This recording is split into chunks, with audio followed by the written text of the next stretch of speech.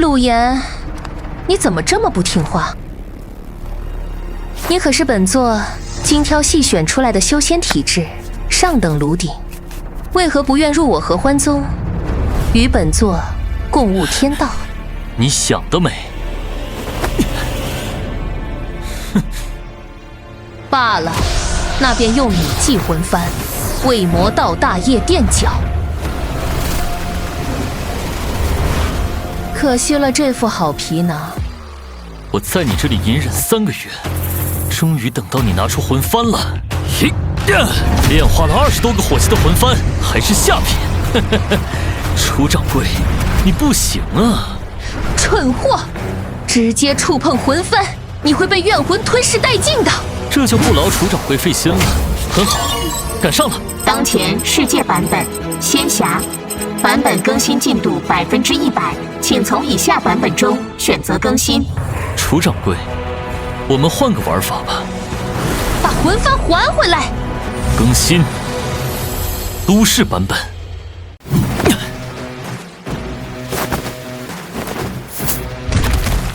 这是一个会更新不同版本的世界，所有人都会根据世界规则变化，照常生活。而我能带走每个世界中最后的随身种，因为只有我是这不断更新的世界版本中唯一的不变者。为此，我可是在楚掌柜手下熬了3个月，特意在最后时刻抢到魂幡。不是吧？求见还要割腰子？我误入什么奇怪的园区了？不听话，乖乖献上器官，然后去死，不好吗？都市版本中，他身上修为全无，或许会有别的手段对付我。不过，我可是从修仙版本过来的。你做了什么？竟然能折断激光刀！现在轮到我了，刚好验证一下我从上个版本得到的东西。下品小金光斧，还是楚掌柜你店里卖的货。混蛋，你耍了什么花招？去死吧！哼，上版本是邪修，这版本是枪吗？你是什么怪物？连手枪都不怕？还有什么招式？全用了吧？别杀我！我也是为人办事。是个被逼良为娼的可怜人。没错，只要你不杀我，我也可以为你所用，为你效力到底。去死吧！放跑了你，公羊大人也饶不了我。去魂幡里和被你害死的20多个伙计赎罪吧！这是什么？不要抓我！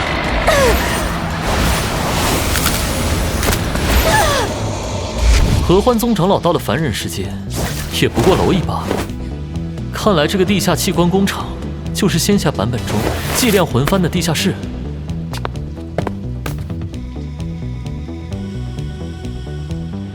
啊，这是在仙侠版本，我是魂幡祭品；到都市版本里，成了因为钱被骗割腰子的倒霉蛋，还真是相互对应。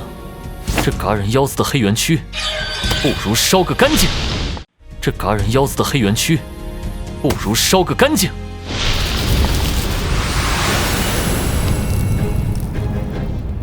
也算是给受害人报仇了。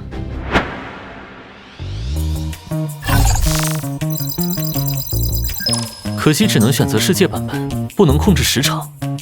都市这种安稳日子也只能过3个月。这储物袋不像楚掌柜用得起的，看看里面有什么宝贝。哈哈，发财了！法器飞剑和上品魔道功法，有这些就能在都市修炼了。竟然都是需要杀伐的魔道功法，炼制魂幡更是要造杀业，踏入炼器，成为都市世界唯一的修仙者，才是当务之急。得先想想办法。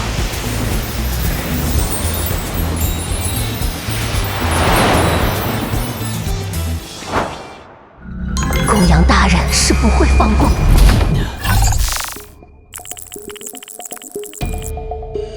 公羊大人，看来先要在都市版本中把这个心头患解决了。就先让他成为我魔道功法的垫脚石吧。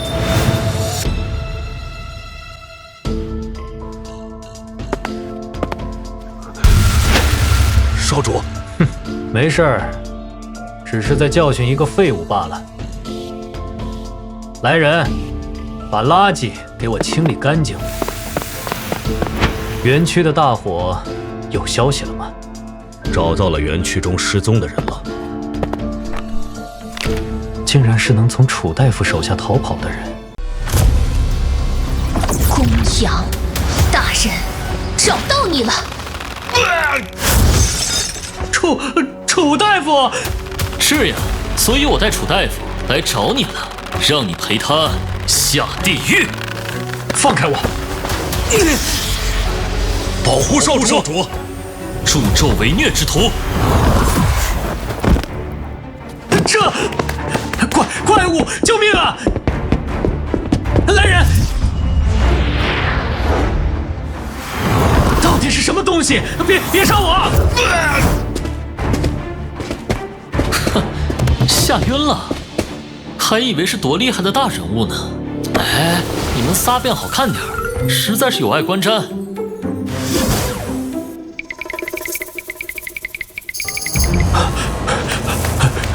你是谁？想干什么？你不是一直在找我吗？我就好心的把自己送上门来了。是你伤了园区，别伤害我！我爸在 M 国有权有势，什么都可以给你。别这么害怕，我只想要你的命。罪有应得之辈，就用你祭炼魂幡。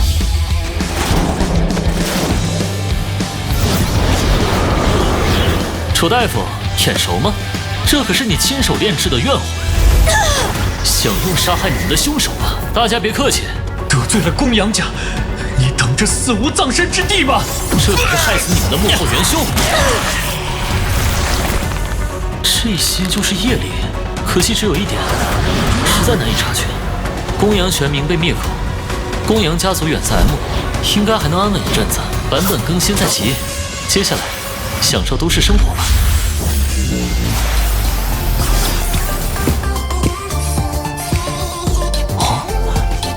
好眼熟的女人。过气网红还敢出来抛头露面，赶快滚下去吧！纪星瑶，滚下去！纪星瑶，滚下去！滚下去！难怪看着眼熟，原来她就是青梧宗的天才真传卓玉仙子，在都市世界竟然是个过气网红。花大价钱请个网红，结果被人砸场子。给我下来！10项就快滚！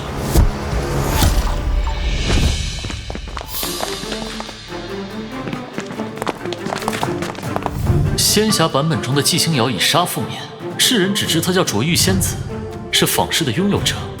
哟，小伙计喜欢这样的，他可不是你能高攀的。不如来跟我。这小子怎么勾都不上钩，什么仙子，不过是金丹都练不出的废物罢了，哪里比我强？楚掌柜曾说卓玉因意外修为停滞多年，所以对应在都市，他就变成了过气网红。若我与他在都市结缘，关系会不会保留到仙侠世界？花大价钱请你是来砸场子的吗？对不起，可是我真的很需要这份。还工作，闹成这样，你等着赔钱吧。没钱的话，用其他东西偿还也可以呀。放尊重点儿，纪星瑶不是一个粉丝都没有的。就是，不许你们欺负星瑶。哼，来后台说。装什么好人？纪星瑶的赔款，你们几个粉丝能给他付？这些够了吗？够了。谢谢你们。这不算什么，你的安全更重要。当然，如果能换一张纪星瑶的合影签名就更好了。当然可以，来吧。3、2、1，拿来吧。什么？你不是要签名照吗？当然是拿签字笔啊。我忘带了。不过，你这里不是有一只吗？变魔术啊。那给你。照片我就收下了，笔本来就是你的，现在物归原主。我叫陆岩，期待我们下次相遇，星瑶。就等下次进入仙侠世界，确认他有没有记住我了。不是魔术，这个陆岩是什么人？囤些物资，以防下次更新到没有食物来源的世界。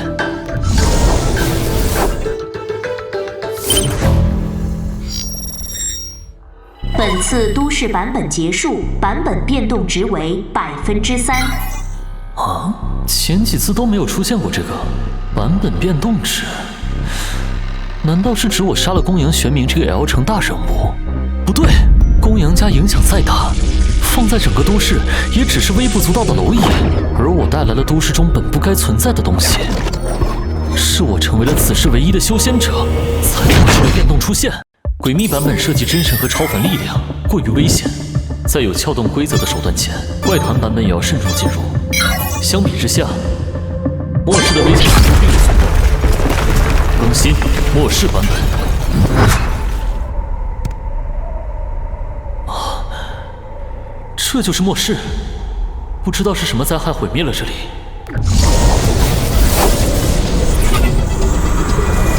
太好了，末世中的灵气浓度比都市高出10倍，足以支撑我继续修行了。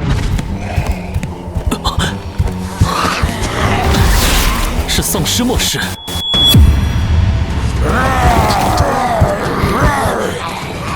数量太多了，符纸经不起这样的消耗，只能赌一把了。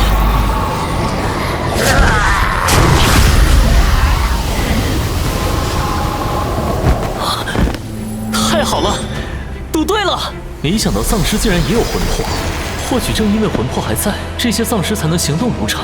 灵视，开！原来如此，丧尸缺失了天地2魂，但七魄与人魂尚在，可以为我所用。果然有用，此处简直就是为魂幡量身打造的炼化之地。去，将整栋楼的丧尸魂魄都给我带来！魂魄的数量已经足够我炼化第5只怨魂。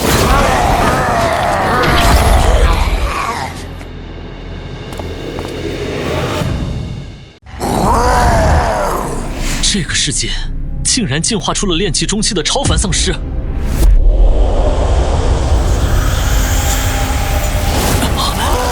想到超凡丧尸进化出了异能，可惜不仅在怨魂面前都是无用功，怨魂还可以直接对魂魄造成伤害。啊！超凡级别的丧尸能对怨魂造成物理伤害。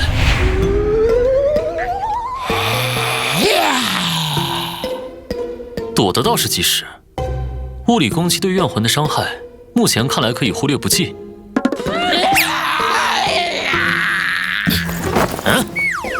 怎么沾上了公羊玄冥身上的公子哥毛病？看来超凡丧尸是伤不了你们的，去把它榨干！我要用这个超凡丧尸练出魂幡的第1尊主魂。BOSS 终于打进第2阶段了。好，虽然这样也不赖，但是一直这样下去，还不知道要消磨到什么时候。强化铠甲被磨光了，让他死在这马下。炼气中期的丧尸魂魄果然不凡，你们去将4处守住，防止丧尸闯入。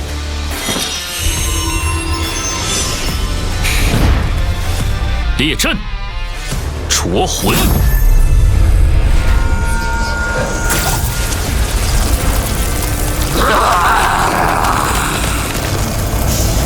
淬炼，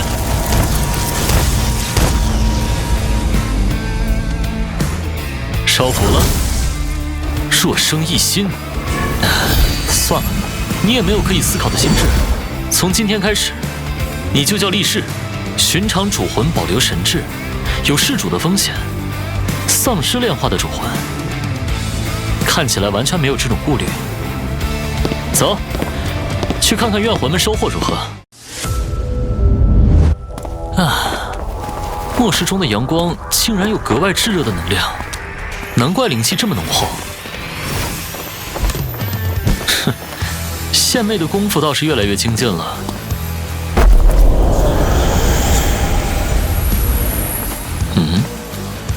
一次性炼化太多了，竟然有些压制不住。嚯！你们从哪儿抓到的丧尸犬？哼，呲个牙！看着倒是比其他怨魂凶狠，这个世界或许诞生了不一样的超凡体系。不过这么好的环境，还是先猥琐发育吧。做得挺丰盛，喝的呢？练气期还不能完全辟谷，还好更新版本前囤了不少吃的。啊！月亮中竟有特殊灵气！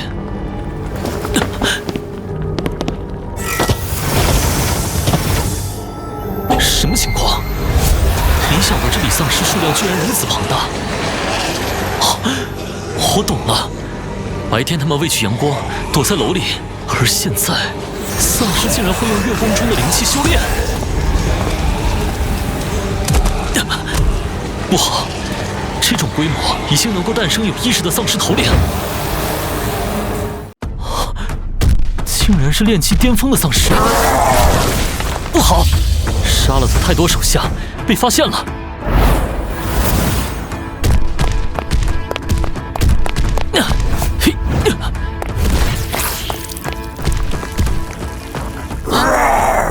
不追了，丧尸首领竟有领地意识。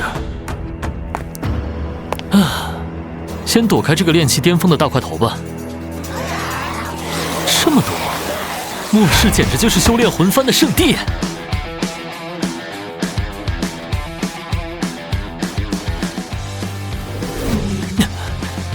88、98，短短1个月，练出98个愿望，1个主魂，魂幡距离极品只差1步之遥。可惜我只有炼气3层，想要完全控制魂幡，至少需要筑基修为。靠丹药提升修为，短时间内已经到了极限，只能再找别的办法。红莲业火，魔道内部专克怨魂的火焰，修为境界不够压制，把他们打服也是种办法。这就是业力，杀了这么多丧尸，应该够炼化红莲业火了吧？哎呀！啊，这颜色不对吧？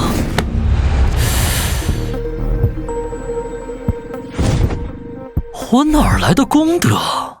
秘录记载，玄黄功德火乃是金丹神通，专克邪魔，诸法不侵。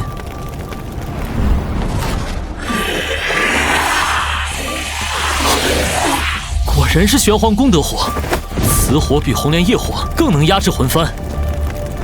可是玄黄功德火只有身怀大功德之人才能炼化，我哪来的大功德？即便是烧了地下工厂，惩处楚大夫和公羊玄冥，也攒不出金丹修士才能有的功德数量呀。去抓几只丧尸回来，要活的。这些功德唯一的来源，只能是丧尸世界里，左手的直接消灭，右手的把魂魄剥离，没有增长。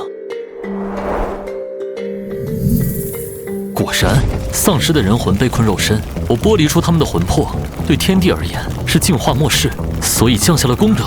至于剥离魂魄后用魂魄做什么，天地却不管了。剥离的魂魄越多，玄黄功德火便越盛，再不怕压制不住魂幡，可以尽情狩猎了。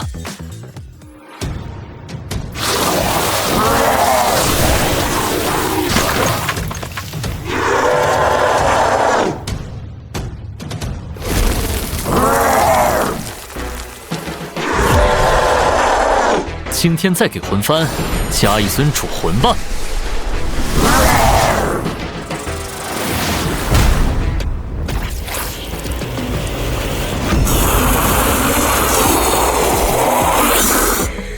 力士的境界已经到了炼气6层，再加上100只炼气2层的怨魂，这丧尸头领不是对手。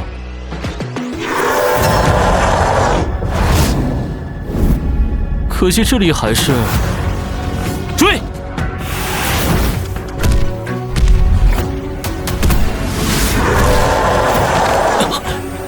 不好，还要突破炼气，强行筑基。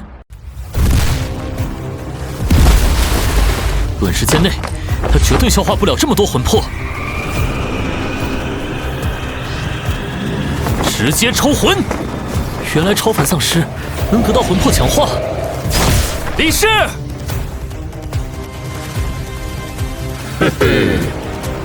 魂翻，给我继续加强力势！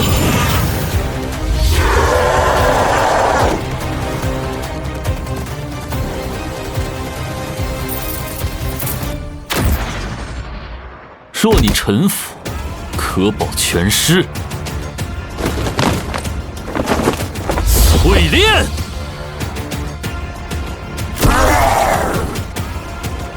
哼，不服！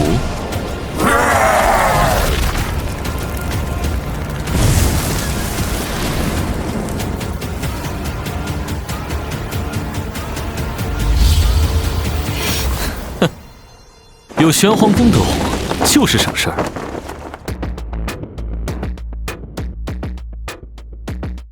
只是征服这里远远不够，我还要整座城市。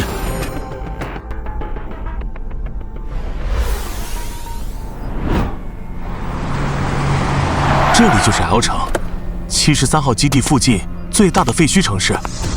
L 城至少死了300多个超凡者了，李大哥，我们能活着回去吗？我既然带你们来，就有把握全身而退。L 城曾是1线城市，一定还有大量物资储存。李大哥，我们不进商场找吗？咱们到现在没有遇见一只丧尸，智慧丧尸可能会埋伏在商场里，等着送上门的猎物。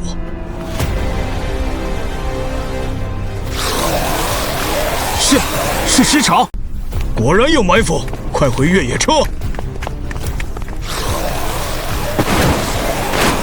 你管，这叫埋伏？他们好像在逃命。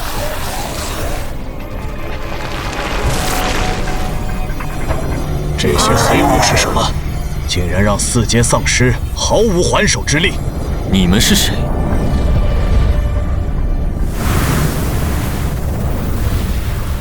尊敬的大人，我们是73号基地的超凡者，来 L 城寻找物资。这里不是你们该来的地方。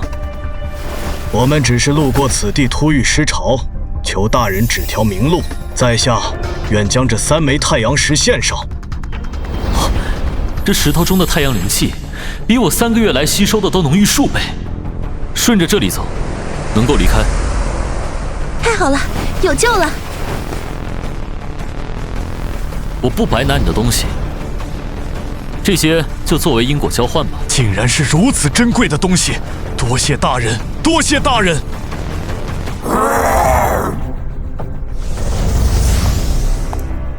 背我一个炼气3层炼化，很不甘心，境界差距太大，强行收服太麻烦了。版本更新在即，日后再说炼化。本次末世版本结束，版本变动值为0.2%。不知道这次是什么导致的变动。版本更新进度已满，请从以下版本中选择更新：武神、仙侠、网游。仙侠世界中还有我需要求证的事情。更新仙侠版本。还是仙侠里的空气清新。仙侠世界中修饰克制怨魂的手段繁多，将魔道视作仇敌，魂幡万不得已不能用。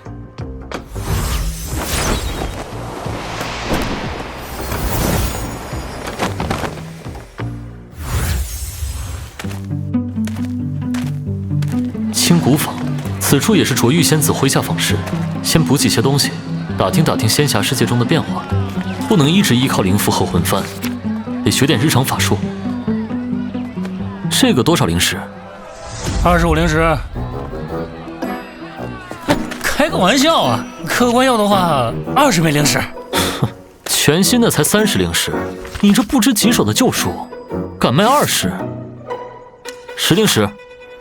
客官，后得给我留顿饭钱呀！哎呀，就10灵石。我刚来此处，听其他道友说，最近此地不怎么太平。哪有不太平啊？嘘，不过就是竹林坊发现了魔修，不过发现的时候就已经被人解决了。这说的是公羊玄冥的事儿。附近都是小乱子，不过3000里外的巫山倒是发生件大事。哼，还请道友细说。数百年前，有修士在巫山孕育灵兽，大量杂交换有灵兽，3魂7魄都不全，最后成了笑话。3魂7魄不全的灵兽？可3个月前，巫山出现一个疯子，大肆屠戮灵兽，抽取残魂，短短3月，杀戮上百万头灵兽。道友，你猜这个疯子要干什么？他想干什么？有人声称这个疯子研究出了以万兽魂魄为引的万兽幡。若野兽魂魄就能炼尽魂幡，当年大战魔道就没有必要苦苦追杀修士凡人。要我说，除非天道降下赐福，否则绝无可能。敢问道友，何为天道赐福？兽魂不行，丧尸魂就可以。世界版本更新不正是一种天道赐福？你我有缘，这本天道论10灵石便宜卖你，天地大道万物之基都在这本上古典籍里。一本全是胡乱猜想的破书，也敢自称上古典籍？贺东升，你穷疯了！虽然天道论只是阐述天地之理，可确实是上古之物。你确定这书是上古的，不是上周的？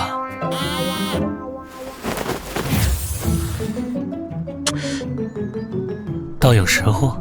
此书用茶水做旧的技法实在拙劣，我有更好的办法。道友懂行，若道友将此书赠我，我便把做旧手艺传给道友。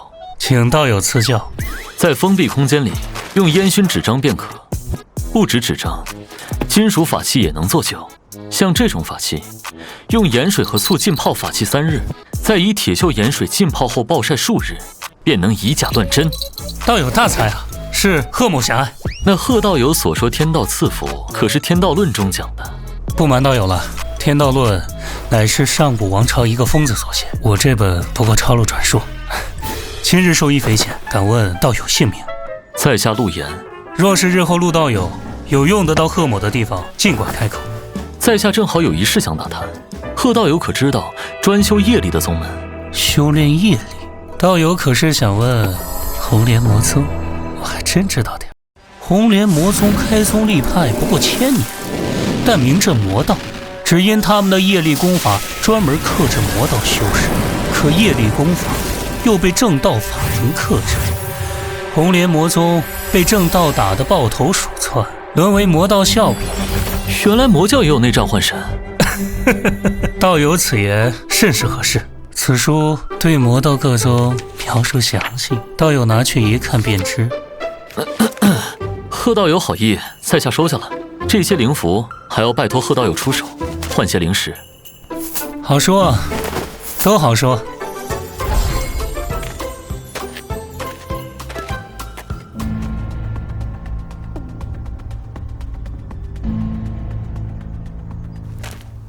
租3个月中品洞府。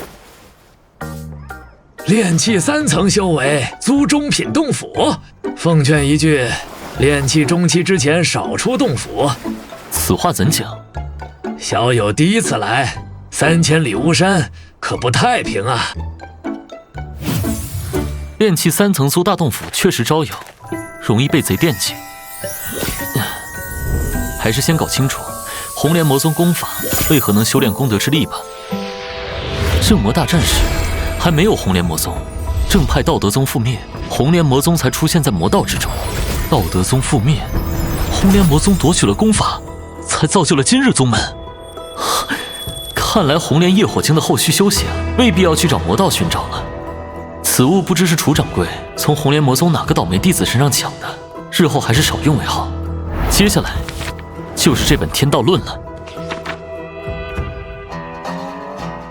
有趣，世间万物都在被动接受天道改变，若有不变者，脱离天道束缚，或可左右天道更替。当以人代天，版本变动值。难怪这本书的作者会被当成疯子。疯子，天才，不过一线之隔。想要造成更多影响，实力才是硬道理。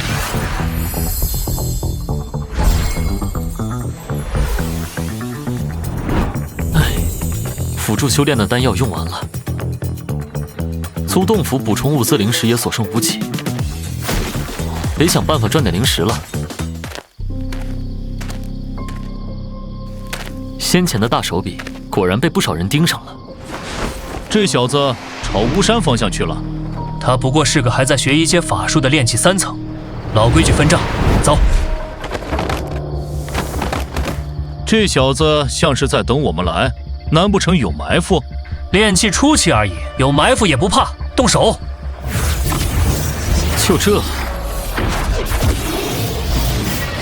这是百魂幡，魔道极品法器，一个筑基魔修就敢潜入坊室，青梧宗不会放过你的。你倒是识货，可惜没人会发现你们了。玄黄功得火，不沾因果，就是金丹真人出手，也查不到我这里。看来这些人没少干杀人越货的勾当。他们身上应该有销赃渠道。玉山坊黑市，这黑市果然隐蔽。客人想做些什么生意？这不就是楚掌柜的手段？合欢宗女修这么喜欢到处当掌柜？出物易物，不问来源。客人既然有小店的竹简，尽管放心交易。把这些全部换成零食，再购置一批丹药。这不是，客人请稍等。储物袋和物品一共出售1000零食，客人想买些什么丹药？炼气修士热销款，代替1日3餐的辟谷丹，帮助修行的御灵丹，突破所用的运灵丹。这个丹药是做什么的？哎呀，这是我自用的养颜丹，客人有什么特殊需求也可以。扣去丹药花费后，还剩600零食，您拿好。5瓶御灵丹，1瓶运灵丹和1瓶养颜丹。再加上10个下品储物袋，多备些物资，到其他世界说不定会有奇用。没有尾巴追来，看来这黑市交易竟比坊市还安全。这不是陆道友吗？这人是谁？陆道友不记得我了？你买书时我就在旁边，在下何路远。想起来了，是个摆摊的，原来是何道友。贺东升贺道友呢？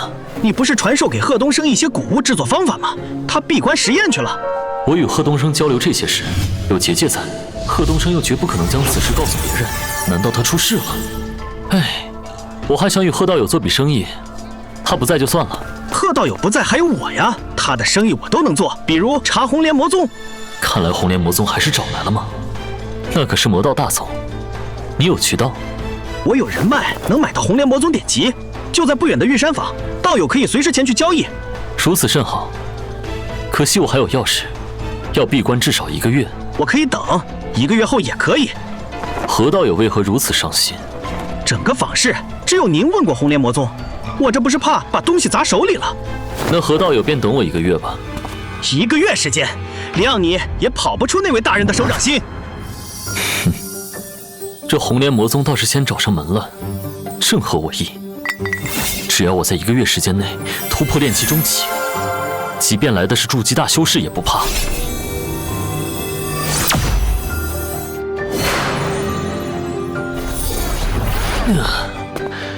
顺利突破炼气中期，没有任何因为丹药而修为虚浮的情况，反而格外精纯，就像被净化精炼过，是末世中的灵力。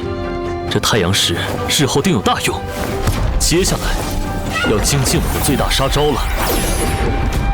800变魂已随我的晋升突破炼气中期，是时候为魂幡添一尊主魂了。筑基主魂就叫你巨灵吧。陆道友，忙完了。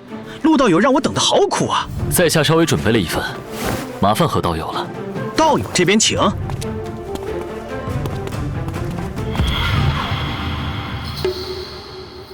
在下何路远，求见大人。进来吧。好浓郁的灵气。这是，虽然衣服变了，可这一男一女，正是末世中遇见我的人。大人，这是何意？我遵照您的吩咐，把人带过来。知道为何我要折磨他们吗？在下不知。因为只有折磨殆尽他们所有的欲望，才能压榨出最精纯的业力。你杀这2人，莫非是因为他们看到了什么东西？他们明明遇见了炼制万兽魂幡的疯子，却说什么都不知道。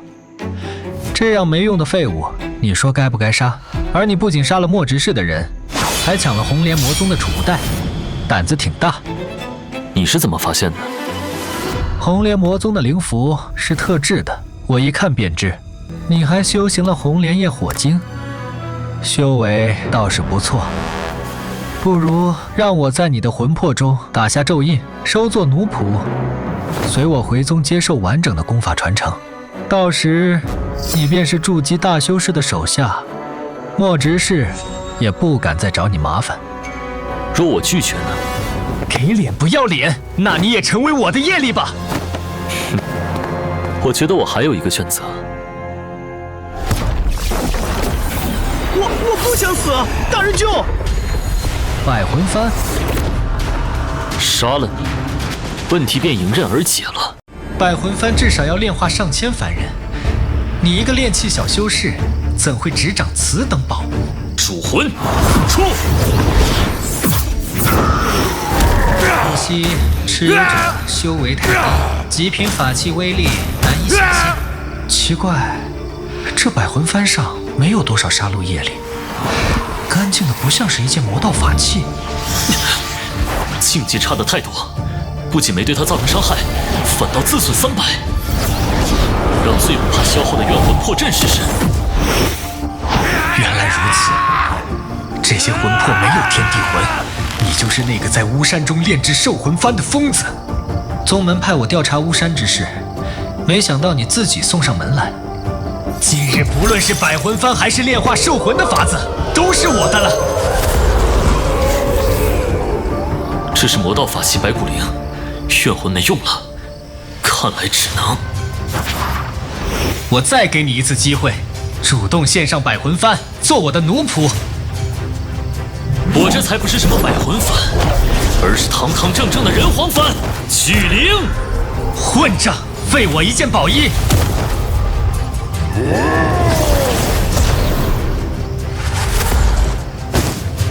筑基主魂，这不可能！你怎么可能炼化筑基期的魂魄？下次我必取你性命！此人宛如带了个百宝箱，不知还有什么后手。该死，我活不了你也别想好过！夜魂诅咒！哼，献祭自己也要咒杀我？你怎会有功德神通？你到底出自哪个门派？正玄教、悬空寺，还是道德宗余孽？哼，现在把你知道的展开讲讲。我叫程昱，是红莲魔宗内门。10多年前，红莲魔宗在巫山深处破解了一处秘密遗迹。数月前，巫山中大量灵兽死亡，引起仙门注意。魔宗莫长老下令调查，我便接下了这一任务。哼，此物和红莲魔宗有什么关系？这是莫长老失踪族人的储物袋，灵兽死亡一事没有进展，却意外查到了此物的踪迹。本想引你入瓮，却没想到你扮猪吃老虎。遗迹在什么地方？遗迹外围有阵法，我也不知道具体位置，但是此人是负责人，修为金丹后期。数月前，竹林坊的事儿你知道吗？原来你手中的便是竹林坊遗失的那柄魂幡。竹林坊的事我不清楚，只听说曾有魔道修士暗中炼制魂幡，后有一场诡异大火，烧死了魔道修士，魂幡不翼而飞。青梧宗长老大怒，开始追查真相。不久后，隐藏在竹林坊的炼魔宗长老的儿子公羊玄冥横死，竹林坊被魔道渗入，青梧宗将坊士高层全部更换了一遍。难怪都市的纪星瑶过气成那样，虽不是事事对应，但还是有影响。你还有什么要问的？你的回答我很满意。作为回报，我会让巨灵吃得快一点，让你少受痛苦。我堂堂筑基大修士，你不把我练成主魂，还要让主魂吃了我？我为什么要祭炼你当主魂？等你反噬我吗？我有红莲魔宗传承法门，珍宝，让我成为主魂，我甘心为你所用。就你也配入我人皇藩？搜寻周围区域，将一切有灵气的东西都带回来。哦，程昱的储物袋。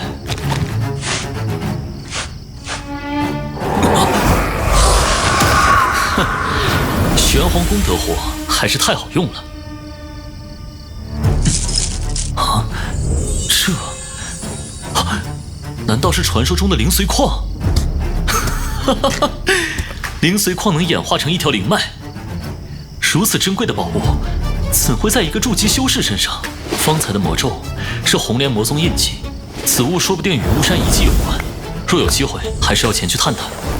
再看看其他的，不知筑基修士身价几何？啊，没了，这么穷。可惜这家伙跟我斗法时毁去了几件法器，也罢，足够我练气期用了。太秀，太秀！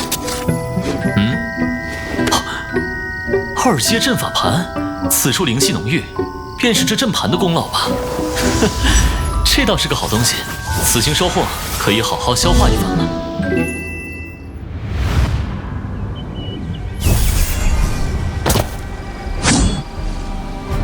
我乃青梧宗内门弟子谢云，奉青梧宗执法殿之令追查魔道踪迹。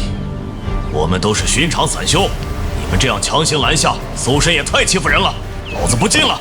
你这么急着走，肯定是心里有鬼，不会就是魔道之人吧？胡说八道！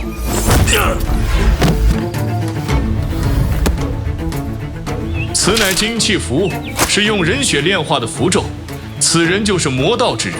这不过是寻常散修为求生计，用自己的血做来出售的符咒。青梧宗竟颠倒黑白，这简直是不给散修活路。这般栽赃陷害式的搜查，只会损害青谷坊的名声。看来他们不是要搜魔道之人，而是针对卓玉仙子。诸位只需打开储物袋检查，若无魔道物品，自然放心。卓灵坊大火后，卓玉仙子名下只剩青谷坊一处坊室，若再失去青谷坊，便什么都没有了。不过眼下，我得想想办法，毕竟我兜里的东西可比什么精气符劲爆多了。看来是走不掉了。用百魂幡能不能把在场所有人都杀了？这谢云是筑基修为，有可能从魂幡下逃脱。若让他跑了，我就成人人喊打的魔修了。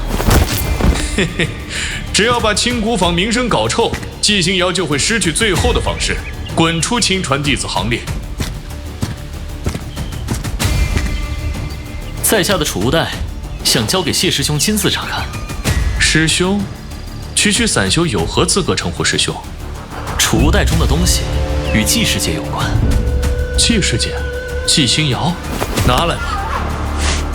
这是灵髓矿，这东西哪来的？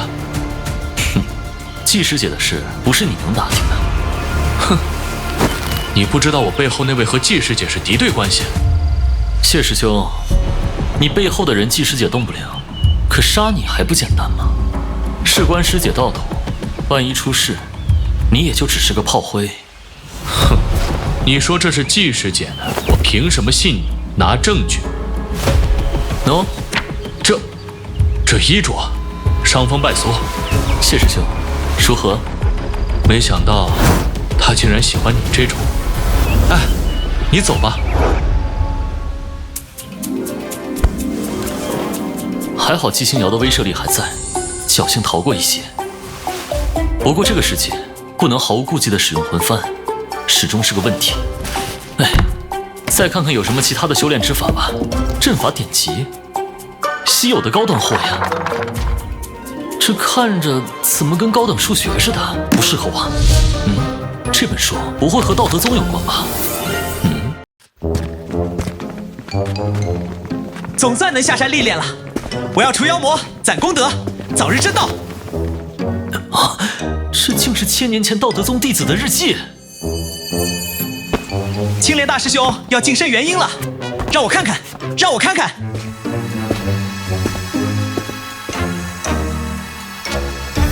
哇，是宗门为大师兄炼制的功德法宝，手持功德法宝者，杀人不沾因果，好羡慕大师兄啊！原来这就是功德法宝。若我将魂幡炼化成功德法宝，便是堂堂正正的人皇幡，不怕暴露了。青谷坊被彻查，谁会在这个时候找我？听说你是我的人，功德神通倒是有趣。在下陆岩，见过季师姐。竹林坊中没能看透你，没想到只有炼气修为，功德神通倒是不错。早在他们开始审查前，我就在青谷坊试了，拿来吧。什么东西？你给谢云看的东西。我要看的不是灵髓矿。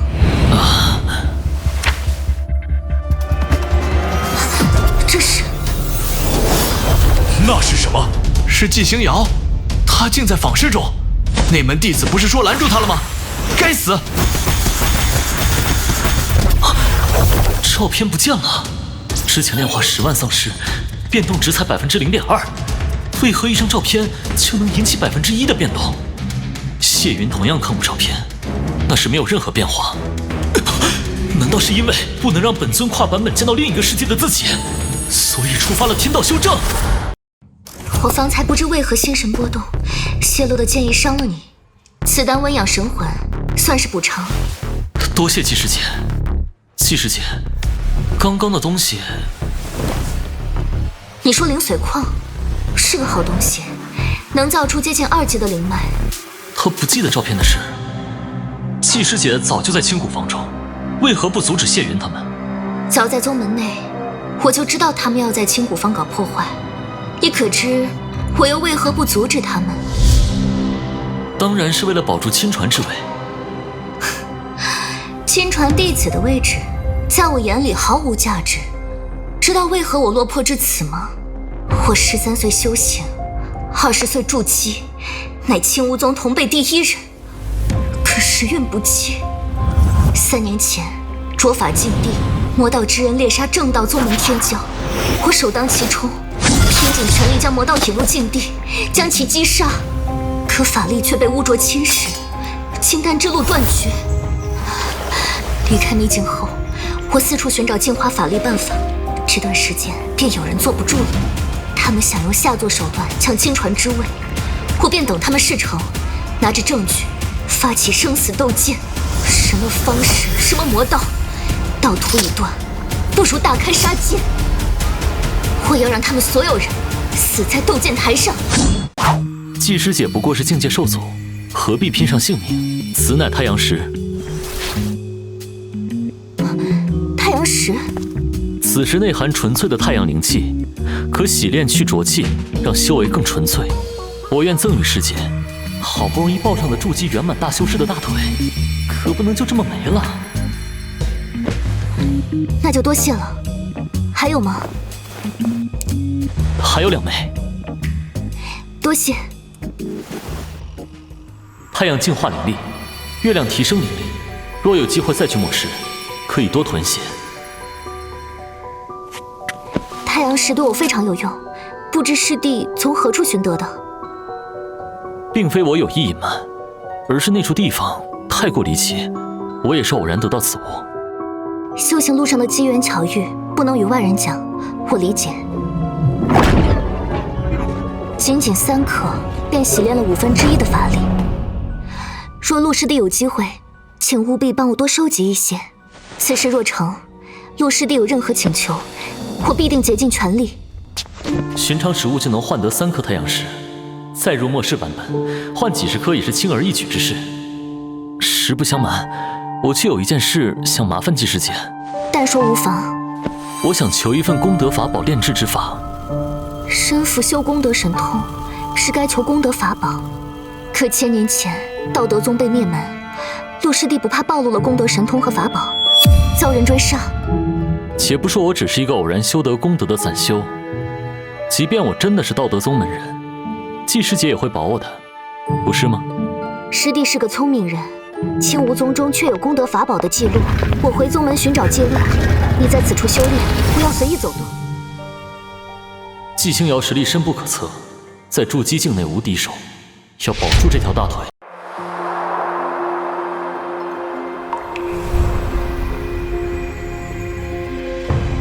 1个多月了，我都突破炼气5层了。季师姐再不来，都要版本更新了啊！季师姐，哦，谢师兄啊。季师姐让我烧给你的，里面的东西是什么？你知道吗？季师姐封的储物袋我打不开，先前是我有眼不识泰山，陆师弟别怪罪。看来季星瑶只是稍有恢复，就能把他们治得服服帖帖。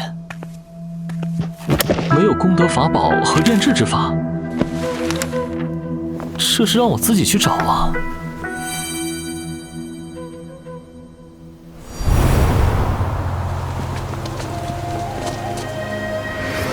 看来那些便是内门弟子了。姓名？今青梧宗做什么？可有手令？陆岩，去藏经阁。传经令。这是1个月实现的临时玉牒，若到时间，可以来此更换。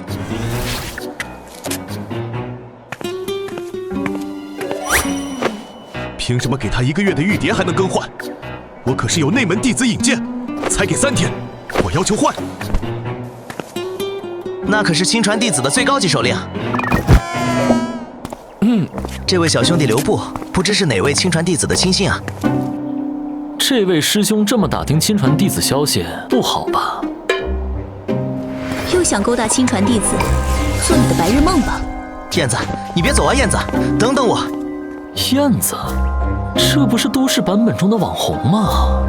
哦，那男人是都市中最近在和燕子炒情侣的男主播，青梧宗、青舞集团，都市中最大的文娱集团，深耕各大平台，培养艺人和网红的青舞集团。竟然是仙侠中10大宗门之一的青梧宗。若我在都市中成为网红，回到仙侠版本，是不是就自动变成青梧宗弟子了？算了，魂幡的事还没解决，还是少出风头，低调行事的好。青梧宗藏经阁竟然连看守都没有。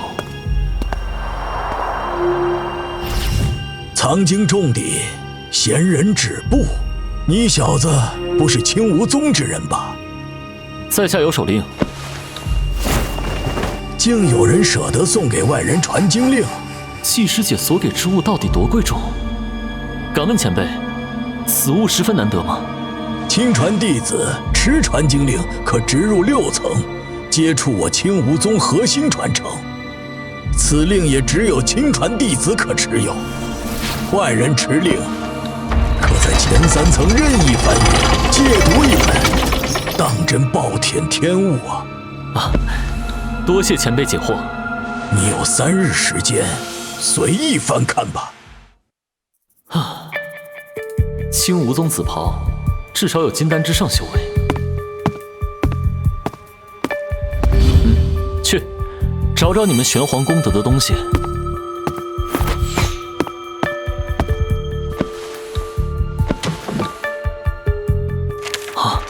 功德助气篇，看来还有其他篇章。当务之急是炼化法器，阵法材料都这么简单，能凝结3道功德金轮的海量功德，在末日也好收集。只是功德法器还需要在世间留下传说，受众人膜拜，让万民跪拜魂幡。这么邪的法子，估计第2天就会被正道魔道联合找上门吧。再找找其他的。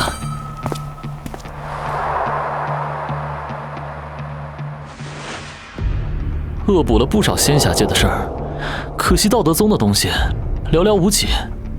啊，这是功德法术。若是完整功德法术，当放在3层之上，这本破烂不堪，看来是被遗落在了3层。虽说残破，但只要将内容全部记住，未来说不定可以复现。可挑选好书籍了？挑选好了。你可以出去了。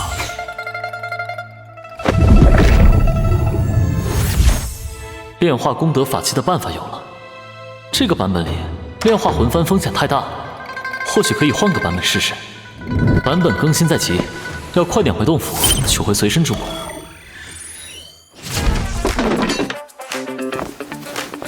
本次仙侠版本结束，版本变动值为1%。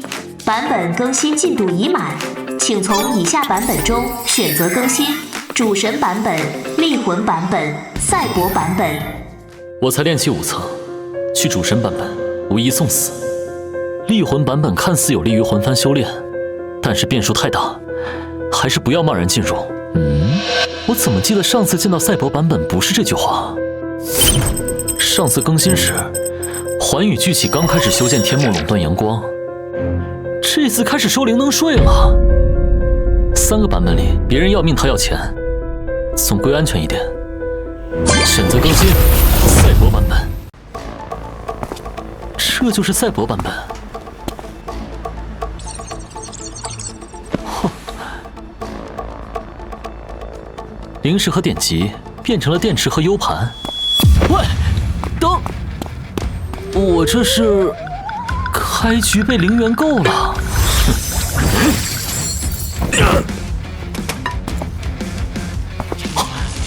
竟然挣脱了法力束缚，可身上分明没有修为。举起手放在头顶，没有修为，但出现了法力波动。看来赛博世界自成一套超凡系统。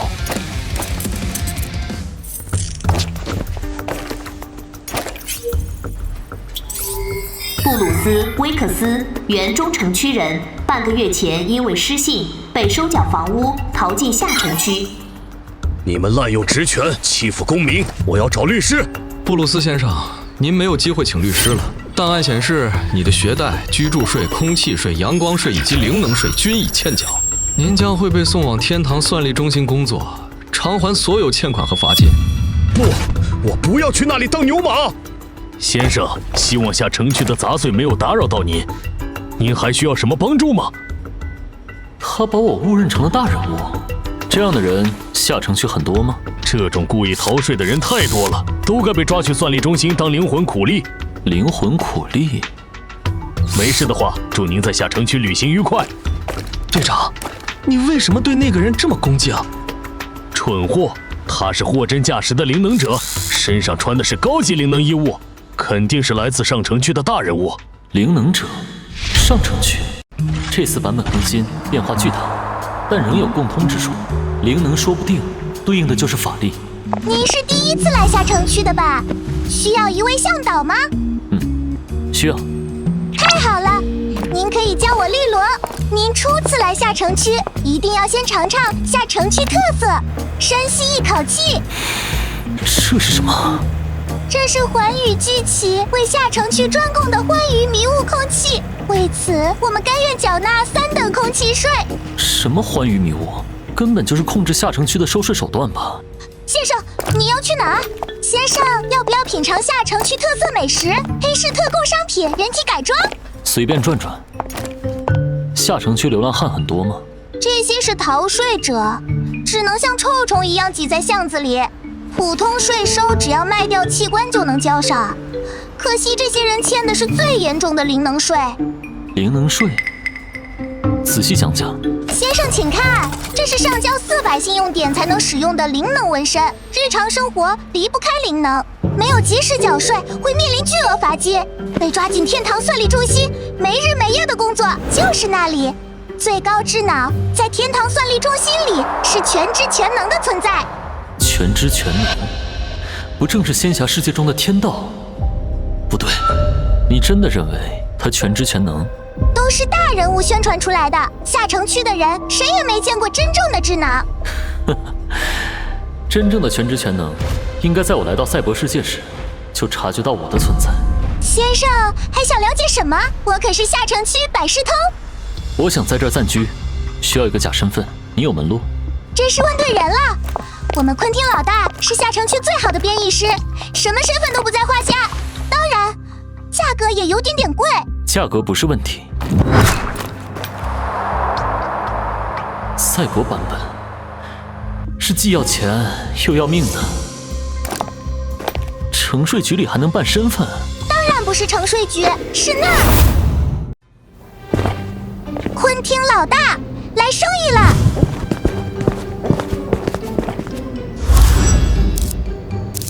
今天不营业，去别处吧。别啊，昆汀老大，这位可是大客户。不营业就是不营业。哼！你看出什么了？我没有在您身上感知到灵能波动，怕有风险。听绿萝说，你是一名编译师。生意带到了，你们先聊。绿萝是道听途说的，我只会一点点基础灵能代码，忽悠下城人罢了。普通纹身只有简单灵力波动，这个人的纹身有炼气1层的灵力，这世界果然也可以修行。听说你能伪造身份？普通下城人的身份可以，灵能者身份不行。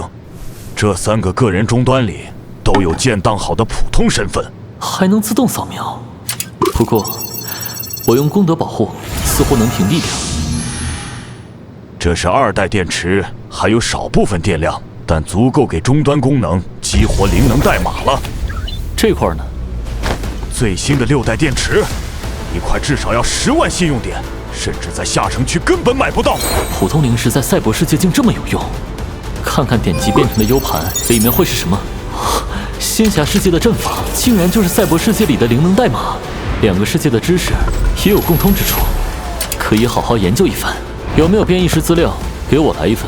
我只有下城区的野路子，真正的代码资料只在上城区流通。6代电池买你的野路子资料，够吗？好。有需要我会再来找你。您慢走。虽然智脑不是全知全能，但赛博世界的管控还是比仙侠更严格。稳妥起见，还是苟3个月吧。等等，更新进度不对。从更新到赛博到现在，至少过了5个小时，更新进度才过了0.1%，更新充能速度变了。按这个速度，在赛博版本停留的时间将远超3个月。唉，看来不能简单苟着，要从长计议。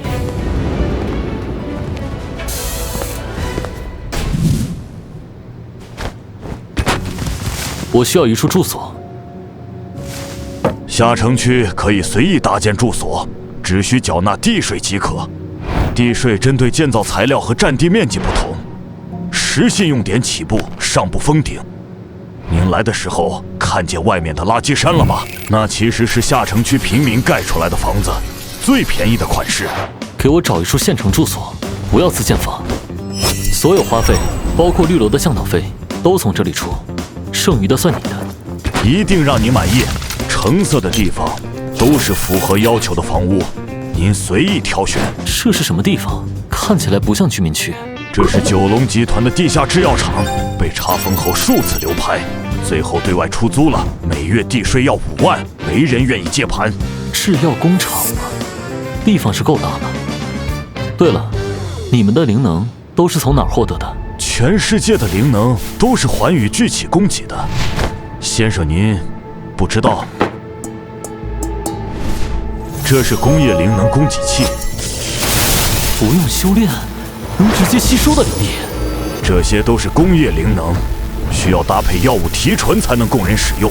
还能打药提纯？今天怎么刚开就用超额了？看来天地间有灵气，但是被寰宇聚起用某种方式垄断了。这种机器能弄到多少？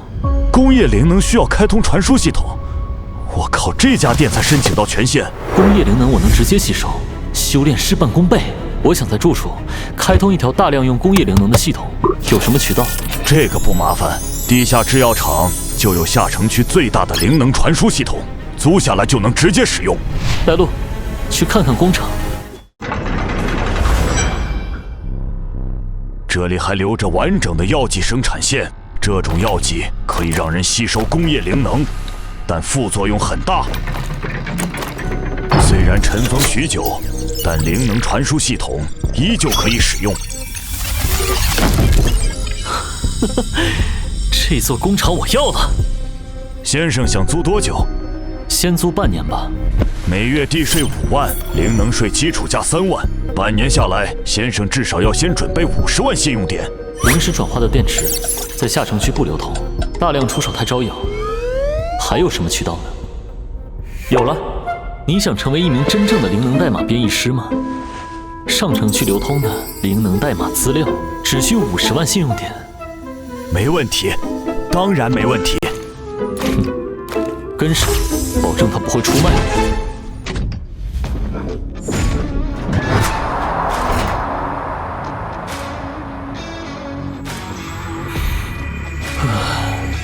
1个半月，从炼气5层突破到炼气12层，就是天赋神童也没有这个修炼速度。此处当真是赛博修仙的洞天福地。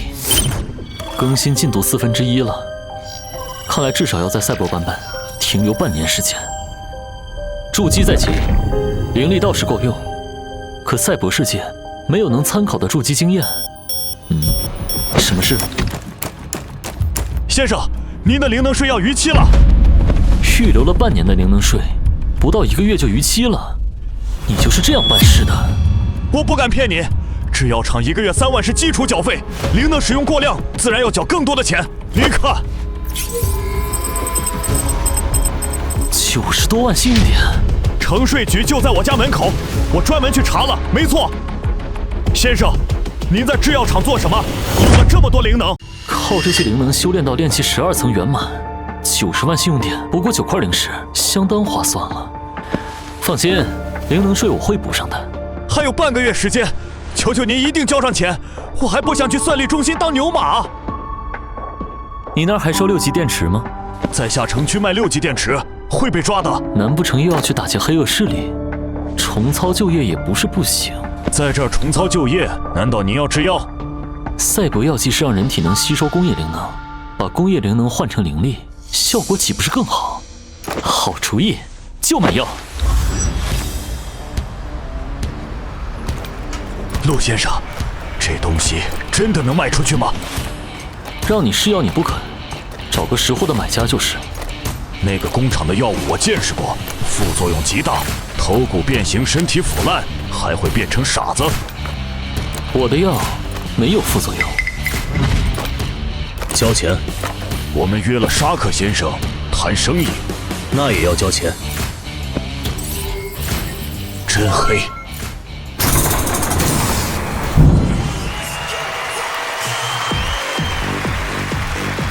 这就是地下区最大的决斗场，也是药剂需求最多的地方。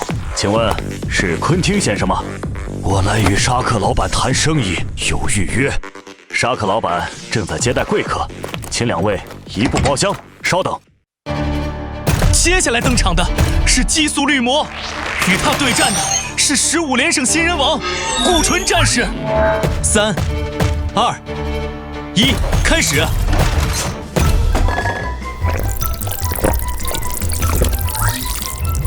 这也算生死决斗？当然，这可是顶尖决斗场才会的精彩死斗。哪儿精彩了？客人是第一次来我们决斗场吧？整个地下城只有我们才供得起这种药剂消耗。药剂决斗是对人体极限的比拼，只有能承受更多药剂的人才能成为强者，甚至灵能者。顾纯战士坚持了43瓶药剂，可惜最终败北。你们这还挺人性，给败者抢救。顾纯战士喝了那么多药，体内灵能暴涨，尽快卖给工厂，还能再赚一笔。决斗场死亡率有多少？90%，但他们都在赌摄入的药剂让基因异变，变成灵能者，赌赢够100场。决斗场老板赐予他们灵能改造，成为灵能者。所以决斗场老板会想尽办法让胜者失败，就像连胜的顾纯战士。决斗场死亡率其实是100%吧？这样草菅人命的老板，真的会买我的改良药吗？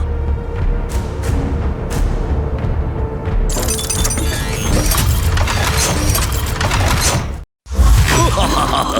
好久不见了，昆汀兄弟。沙克老板的决斗场生意火爆，最近大赚了吧？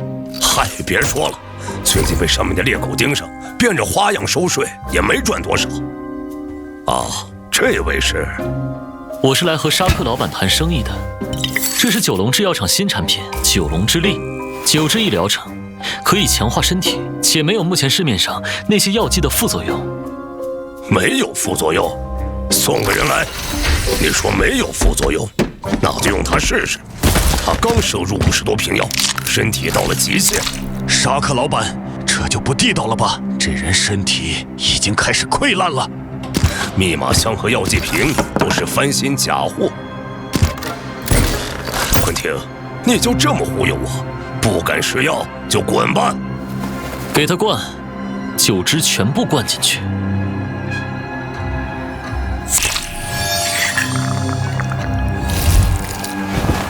这不是尸体工厂，我没事了。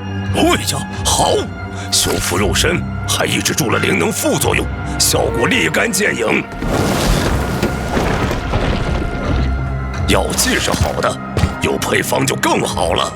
100万信用点，交出配方，放你们一条生路。沙克老板，我们是来做生意的。你在威胁我？给钱已经很给你面子了。这威压，灵能威压，你是上位灵能者。你和我说话的姿态还不够低，你的态度我也很不喜欢。他一定是带着高端科技的上位施事者，药剂就是他从上城区带出来的。很抱歉冒犯了您，我愿付出一切补偿，恳求阁下宽恕我。展示你的价值。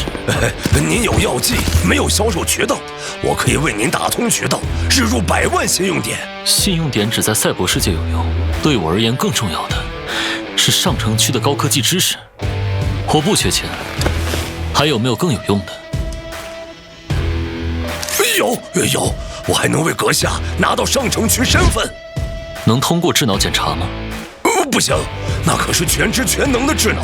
阁下想要什么，还请明示。能搞到智脑或者智脑相关灵能代码吗？别说智脑本体，就算是阉割版的随身智脑，也只有上城区顶层人物才有资格接触。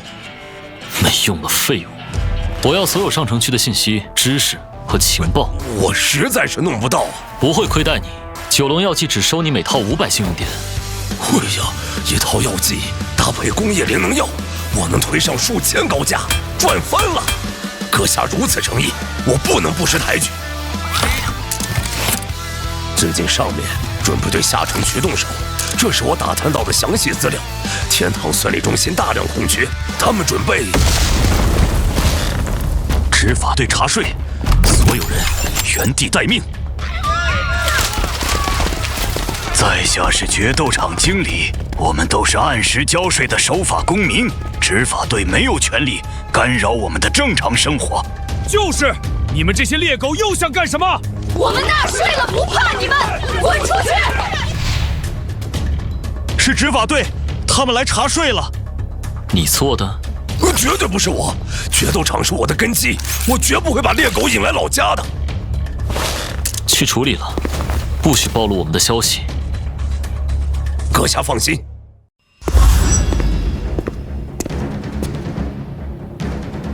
见过执法官阁下。经调查，你们决斗场涉嫌逃避灵能税，现依法将决斗场所有人全部带走，送往天堂算力中心。不可能，我们决斗场一直都是提前半个月交税，没有一次拖欠行为。你觉得我在冤枉你？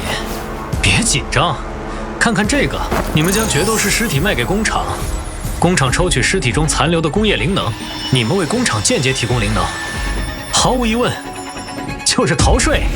哼，该死！没想到收税收到这上面，早知道收买钱先问问律师了。收税都收到死人身上了，补税而已，很好解决，请阁下放心。补税就可以。那个执法官看着可不好搞定，执法官权力太大，早就有人看他们不顺眼，会有人来解决他的。执法队的杂碎们，收下下城区送给你们的礼物吧！执法官大清洗了，快跑啊！该死的猎狗！该死的反抗军！下城区更怕上来就屠杀的执法官，这人还算温和了。此地不宜久留，走吧。你的决斗场不要了吗？有阁下的九龙之药在，日后想造多少决斗场都没问题。执法智脑0776已锁定3人，请使用者主动投降。不好，这个执法官居然拥有随身智脑。随身智脑可以在一定范围内锁定所有个人终端，没有个人终端又寸步难行。对方目标是决斗场，只要抓到我，就会解除锁定。你被抓了，还怎么与我做生意？我没关系，补上灵能税就能出来。看来你的人脉挺广，希望以后能发挥出足够的价值，否则我会让你后悔没去天堂算力中心。还有2个人和决斗场老板在一起，什么情况？这是什么？智脑分析生命体？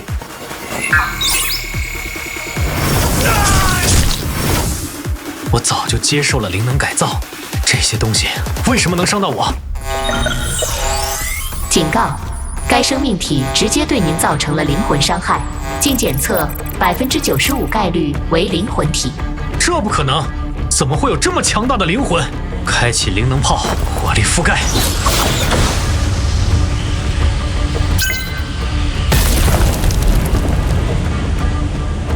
智脑搜寻灵魂怪物。智脑。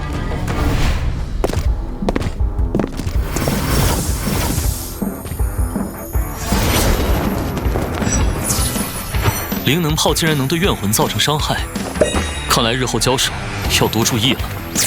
竟然还拐回来一个分割体智脑，先收起来，日后好好研究。出口到了，停下！果然有漏网之鱼，斯科特的手段还是太嫩了。竟然是你！他是谁？上城区的约翰警长，那个 U 盘就是他给我的。你居然把 U 盘真的交出去了，让2个灵能者都不是的人知道这种秘密，沙克打劣质药把脑子打坏了。U 盘是你故意给我的，你到底想做什么？让你做个明白鬼！上面决定对下城区大清洗，可不少大人物在下城区有产业经营，所以他们让我来提前传播消息，保下产业。你的决斗场有大人物看中了，就用你的命拉开大清洗的序幕吧。废话有点多了，去死吧，下城区的杂碎！选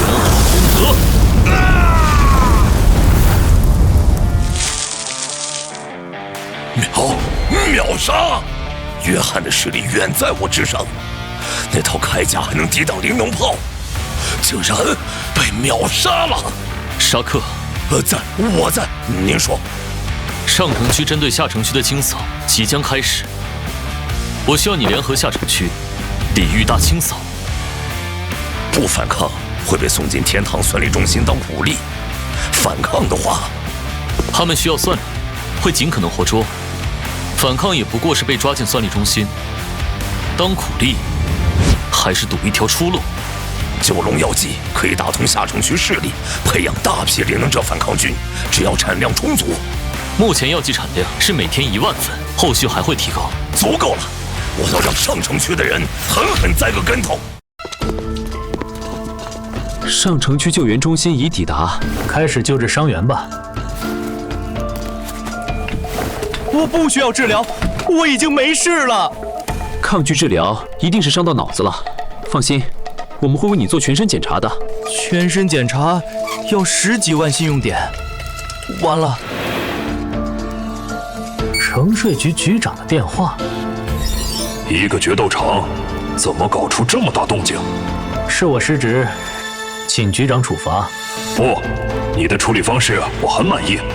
抓了决斗场的人，也不过补充数百人灵魂算力。你轰塌决斗场，受伤的观众将以欠下巨额医疗费的名义被送进算力中心，至少能补充3000算力。智脑坏了的事不能被上层知道。果然虎父无犬子，你父亲教导有方啊！你先驻守33号地窟，等你回来再办庆功宴。是。趁不用回上城区，尽快解决智脑的问题。或许可以挑起更大规模动乱。灵石粉末可以代替灵能生产9龙药剂，可我带来的灵石经不起这样的消耗。还是要造灵脉。灵脉，落。这个灵气浓度不够我修炼，却足以支撑每天8万份药剂生产了。这些药剂能催生出上万名灵能者。即便抵抗大清洗失败，也够让上城区头疼，至少可以拖到我离开这个版本。研究研究这个世界的核心科技。能被怨魂抓到，说明智脑的本质是灵魂。全知全能的智脑，其实只是个灵魂计算机，以灵魂算力为养料，在版本迭代更新中诞生了自我意识。有意思，如果将这个世界的灵魂技术应用到怨魂上，是不是就能将怨魂智能化，创造出融合了仙侠与赛博的智能魂幡？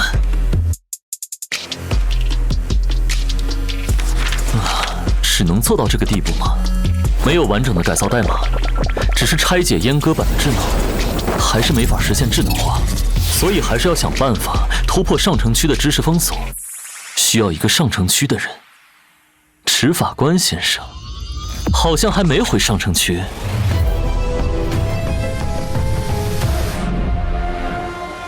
什么方法都试过了，怎么就是修不好？智脑坏了的事，如果暴露，父亲都保不住我。是，决斗场出现过的灵魂怪物。是你破坏了我的随身智脑。是我做的。居然还敢来找我，不怕我上报将你抓起来吗？你可以试试，承认自己弄坏了智脑，你敢吗？我爸爸会保下我的。智脑灵体被剥夺，不是你送去3000灵魂算力就能补救的。你的父亲都会自身难保，丢车保帅献祭掉你。你到底想干什么？我为你准备了一场表演。几天后，会有一支由灵能者组成的反抗军围攻城税局。执法官先生身先士卒，战斗中智脑怎么破坏，你不仅不会被惩罚，还会迎来嘉奖。你想要什么？一份上城区完整的灵能代码编译资料。不可能，送往下城区的信息都会被严密监控。跟我有什么关系？我只是提出要求，执法官先生会有办法解决的。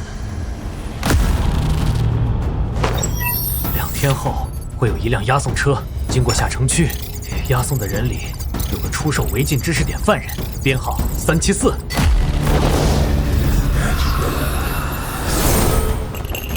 2天后，就是这样。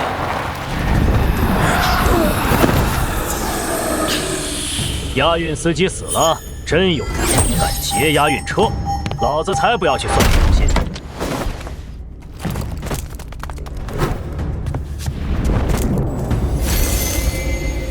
居然有逃出升天的一天。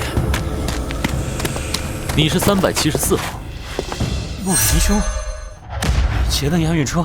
贺东升，怎么是你？太不容易了，竟然还能再见到陆岩兄。你怎么会被送去算力中心？自从得到了陆兄指点，我便准备了一批古董芯片，准备大干一场。没想到出师未捷被背刺，好不容易才逃出来。背刺对应仙侠世界中贺东升因为我被何路远绑架的事。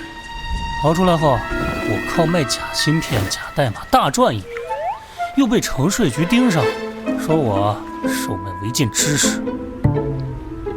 所以你只是在卖假货，却被扣上真罪名抓起来了。传授的造假知识，跨版本竟坑了我自己。正是如此，陆兄竟这么大胆，骑了押运车救我一命，我一定会报答陆兄。这块集我所有研究于一体的芯片就送给你了。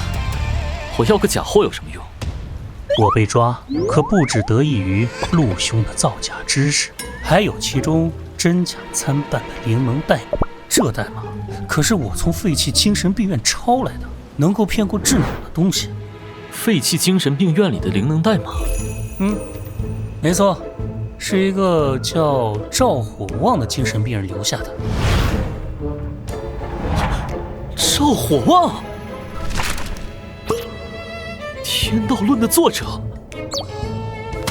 在确认这段代码能够通过智脑后，我又回到那家精神病院，却发现一场大火把那里烧得一干二净，这份芯片就成了孤品。我给它取了一个十分响亮的名字——天道代码。仙侠中的天道论勘破世纪规律，赛博中的天道代码能欺骗智脑。赵火旺，此人不简单。多谢贺兄。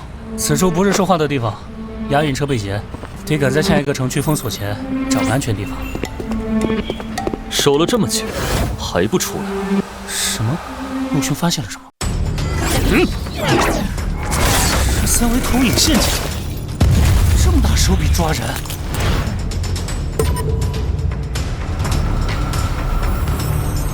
看来斯科特执法官违约了。呵呵，你与斯科特的交易依旧成立，并不涉及我作为第三方出手。你是来给他擦屁股的。作为父亲，总不能看着儿子落入陷阱，不如我们各退一步。你交出智脑，我放你离开。我的提议是，你现在主动离开，我可以不杀你和你儿子。你的确拥有高级灵能科技，但这些东西还不足以让你挑衅上位灵能者。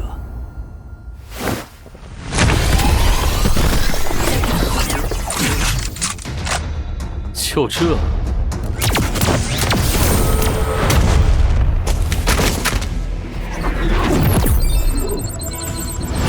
让我看看你到底有多少实力！你不会以为自己能伤到我？这把刃试试我的初阶法术。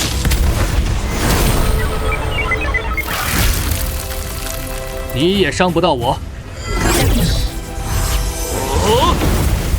再来！不错的火焰，可惜还不够。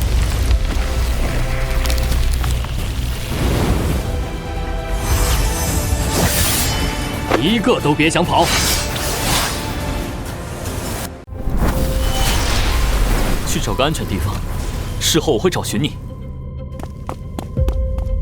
我很好奇，那样的火焰你还能用几次？碍事的普通人走了，就不用有所顾忌。又是什么花里胡哨的东西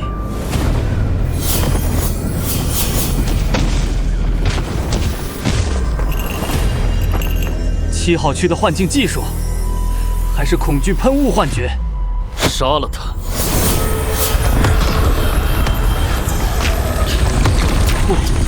不是幻觉，是灵魂攻击。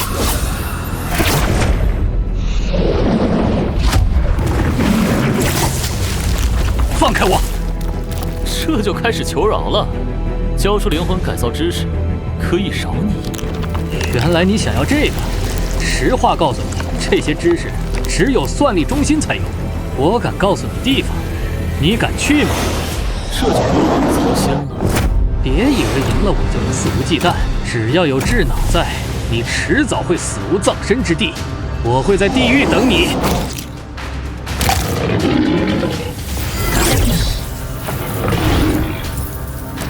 咦，完整的智脑终端？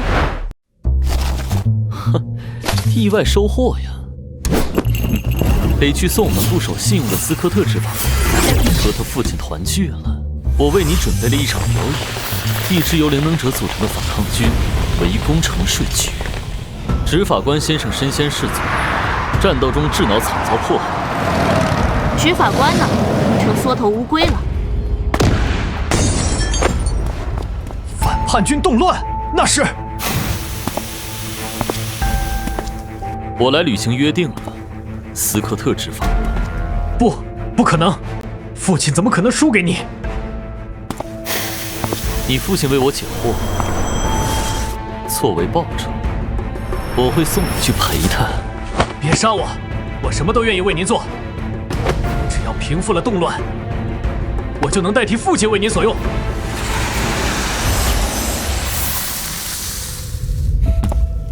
你父亲比你聪明，至少不是墙头草。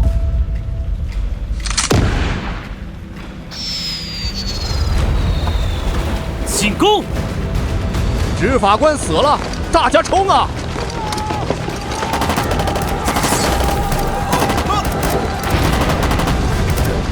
想清洗下城区，到底是谁吃掉谁呢？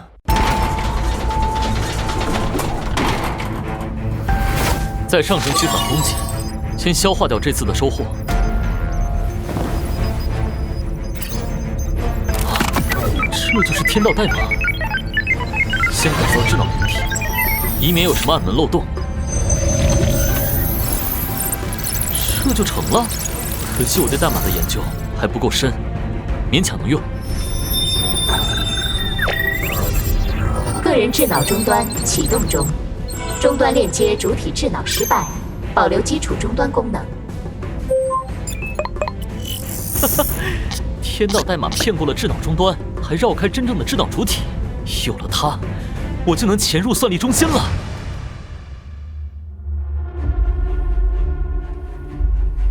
押运车被劫，一名将军失踪，下城区城税局暴乱，这是打我们的脸。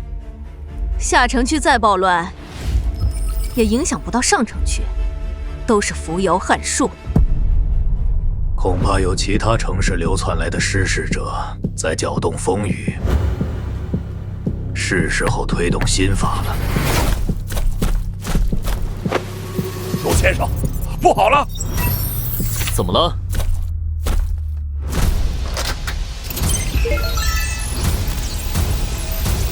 大清早开始了，不是武力战争，这一条新法就能将上千万人送进算力中心。才提前30年，急什么？他们最终可是要收到300年后的。智脑的目的是让整个下城区都成为算力中心的奴隶，是时候重拳出击了。信用点不够30年灵能税的，自觉出列。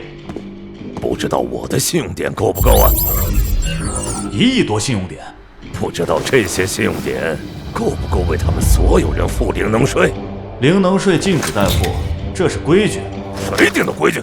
我看你们就是想把我们全部送去算力中心，破坏征税现场，逮捕他。朋友们，这些上城区的人编造出莫须有的罪名，夺走我们的灵魂，他们是恶魔，寰宇聚起，宁有种乎？上城区想榨干我们，做梦！说得好，凭什么任人宰割？现在到处都是反抗军闹事，执法队连过去1半的人都抓不到。智脑需要灵魂，在不使用大型杀伤武器的情况下，你们可以随意处置下城区。那帮贱民靠什么9龙药剂堆出上万灵能者？不用大型武器怎么打得进去？你亲自下去，动动手指，就能把他们全送进算力中心。够了。智脑已经派了董事层来接管44号城市，若失败，我们也不过是智脑的高级养料。各位自求多福吧。我不想去算力中心。陆先生，执法队抓人的速度降低不少，可我还是担心，万一他们用大型武器……别说大型武器了，随便一个上位灵能者下来，都能把你们全灭。这可怎么办？好办，不再阻拦执法队计划，送更多的人去算力中心。您这是做什么？为什么反过来帮上城区？正面对抗上城区毫无胜算，但我们可以走后门。你的店借我用用。有人吗？来客人了，知道我们这儿的规矩。我听说你们这能帮忙解决被抓去算力中心的麻烦，我就差25万信用点，你们能借我？你弄错了，我们解决麻烦，不是借你信用点，而是借给你灵魂。这是我们平台提供的灵魂，它可以代替你进入算力中心，完成繁重的工作。我要了，有什么条件？图腾是什么？就是这个，拿回去每天参拜即可。不知道这样算不算炼制功德法器？这就可以了。对，交易完成，你可以回去了。多谢，请问你们这个平台叫什么？我们叫做地府，只等怨魂潜入算力中心，看看那到底是个什么地方。你倒是认命，不像别的人哭天喊地要逃跑。检验通过，放行。进去。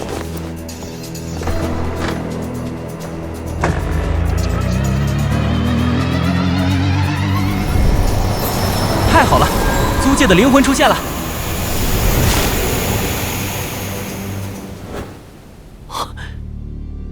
成功进去了。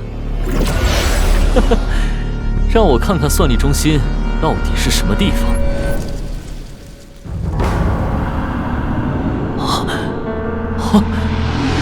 这是灵魂世界，上去看看。灵魂世界还没有全部做完，被抓进算力中心的灵魂是以基业的工作制作灵魂世界的碎片。倘若灵魂世界完成，智脑就是这片世界的创世主，现实世界的人类灵魂都将沦为他的算力能量。难怪智脑要推动灵能税，把全部人类送进这里。可现在他在哪儿？这视线，是智脑。智脑想要创造一个灵魂世界，拉着全世界灵魂赛博飞升。灵魂世界即将完成，等不了多久就会推行300年税法，甚至启动大型武器，就连上城区人类最终都会沦为灵魂算力。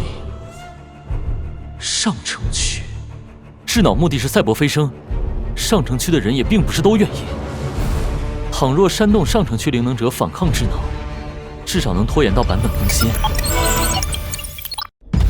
天道代码还是太好用了，真奢侈啊！上城区灵能者人手一个岛当住所，天道代码能屏蔽智脑，却不能骗过普通人类，让怨魂去更方便。从监察部长下手。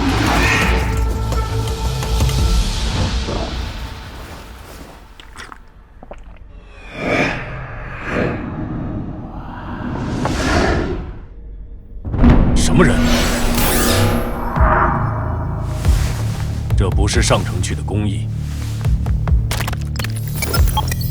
下面的东西能躲过智脑的监控，出现在这里。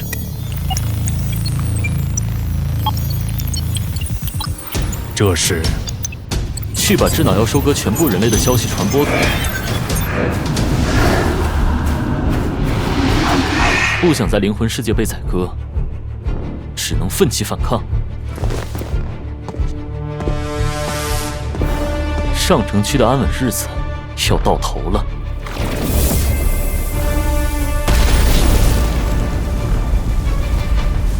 是投放过芯片的地方。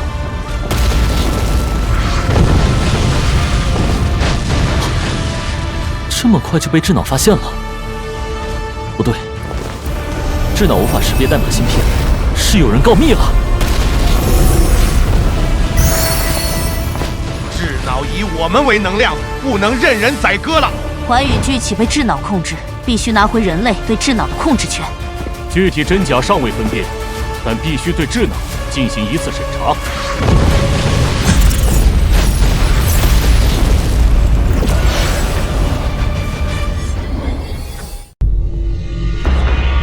是普朗董事。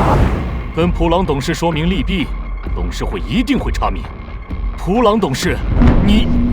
啊，那是监察部长，第一个发现芯片的人。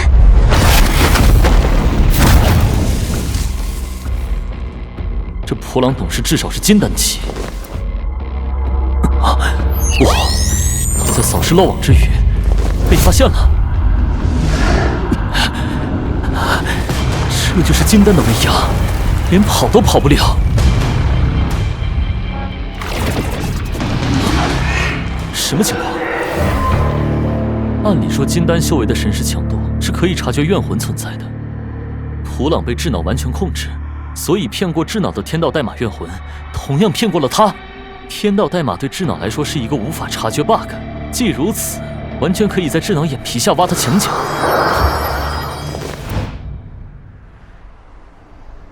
最近反抗少了，抓人轻松不少，真奇怪。这些人发现攻打上城区是痴心妄想，束手就擒了。哼！押运车又送来批人，走吧。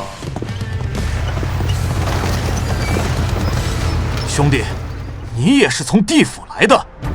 没错，不知道地府平台到底可靠不可靠，只能赌一把了。放心吧，现在来这儿的都是跟地府做过交易的，以后再也不怕被征用灵魂了。谢虚，就从这里开始吧。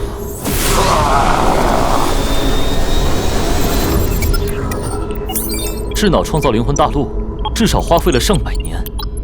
虽然没办法完全破坏那里，只要拆得够快，甚至能让这片大陆的完成度永远停在99%。不好了，陆先生！你怎么和沙克一样冒失？说，怎么了？上城区派军打进来了，不是执法队杂兵，是高层灵能者精锐。居然敢把高层灵能者主动送到下城区，这可怎么办？我们完全不是对手。不必慌张，他们并非是我们的敌人。你去一趟，好好接待贵客。是。普通仙袍堪比高级灵能者，那我就用初阶仙法去颠覆赛博科技。干脆上重型武器地毯碾压，活着的送进算力中心。做什么战术？用拘束装置活捉，尽量不要伤到他们。布维斯，智脑虽然要活的，但下城区贱民众多，杀鸡儆猴还是有必要的。还是说你在同情他们？现在抓他们，未来抓的就是我们，有谁逃得掉？就算进入灵魂世界，也分高低贵贱。我进去后一定还是高贵的。您就是首领布维斯先生吧？我们老板有个生意想和您谈谈。你们老板九龙药剂研究者，灵能代码义务教育家，反抗运动推动人，地府的王，推翻智脑的领袖，解放下城区者。你有几个老板？我们只有一位老板，陆先生，他就在里面等您。上位灵能者维扬，布维斯先生，有没有兴趣推翻全知全能的智脑？推翻智脑，我不会受你挑拨背叛智脑的。不必在这里表忠心，此处完全屏蔽了智脑的监视。这是，他能完全避开智脑审查，名为天道代码。可董事会全都投靠了智脑，他们是人类，不受这种 bug 代码限制。董事会并非投靠，而是被智脑完全控制。他们同样无法识别天道代码，当真？如果真的如此，那只要把董事们拉回人类阵营，就还有希望。我可以下令停止攻打下城区。你需要我做什么？这是一份改造过的智脑终端，它可以黑入任何程序。我需要你继续把大批俘虏送进算力中心。你想潜入算力中心？普朗董事现在坐镇44号城市，会被发现的。你们太惧怕上层灵能者了，即便是普朗，也不是无敌的。照我说的做，就能彻底瓦解那个囚笼。请下车接受检查。布维斯先生，您最近又升职了，看来这次抓了不少贱民。快点！辛苦布维斯先生了，请过。听我指令，准备。警告：不明灵能者入侵。警告！大门处的老监控居然没拆，这老古董只能识别生物体征，天道代码太高级了，对他没用。别管了，直接杀进去！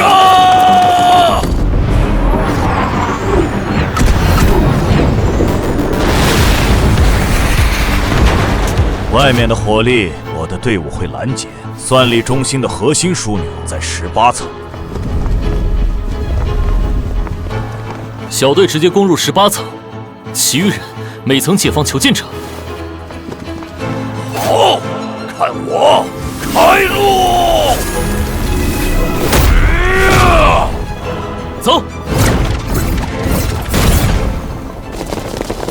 擅闯者死！火力掩护，我们的目标是核心中枢。做梦！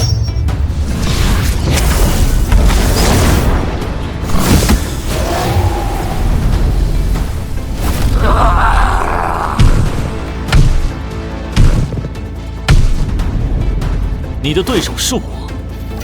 决战开始了。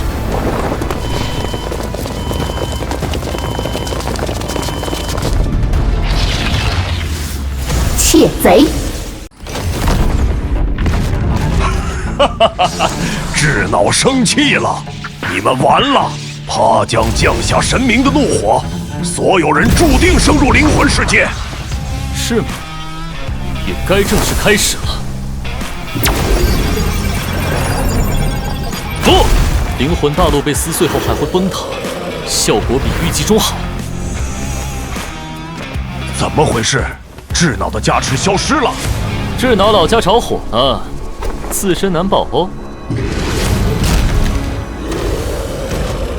战士们，上位灵能者不是不可战胜的，冲啊！你们竟敢撕裂世界！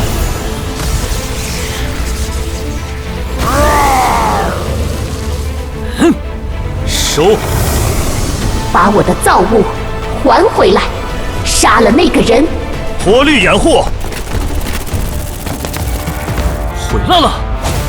哼，身体强，可惜灵魂弱小。这位呀，不是智脑的，竟然把这玩意儿也带出来了。既然是灵魂造物，就能被魂幡炼化。800公里的灵魂大陆碎片便重似山岳，但若能成功炼化，将是一张绝佳底牌。别玩了，杀了他们，保存好大脑和灵魂，我有用。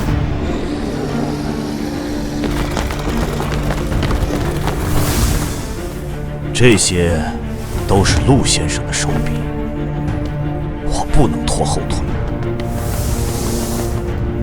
寰宇聚起，高层将领布维斯信息已激活，权限已接入。布维斯先生，请输入指令。解除睡眠舱，释放全部人类。我得救了！120年了，我还有重见天日的一天。妈妈！太好了，终于。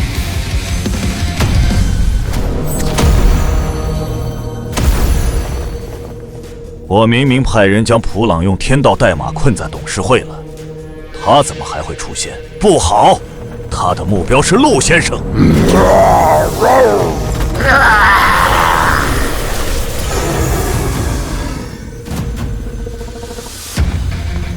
终于等到你了，你不来，总觉得差点什么。终于发现了，这是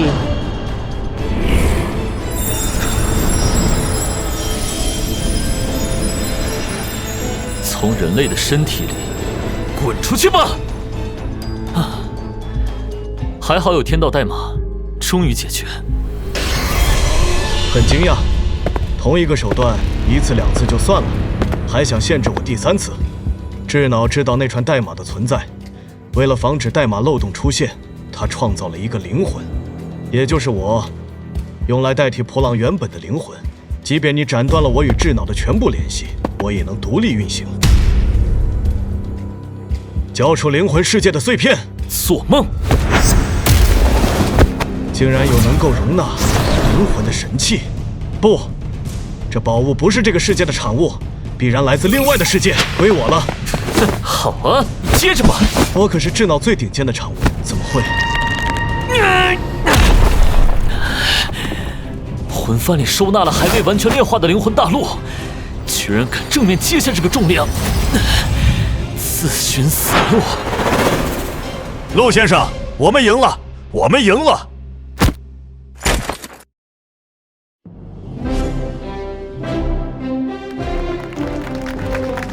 让我们珍惜来之不易的胜利，感谢带领我们的陆先生。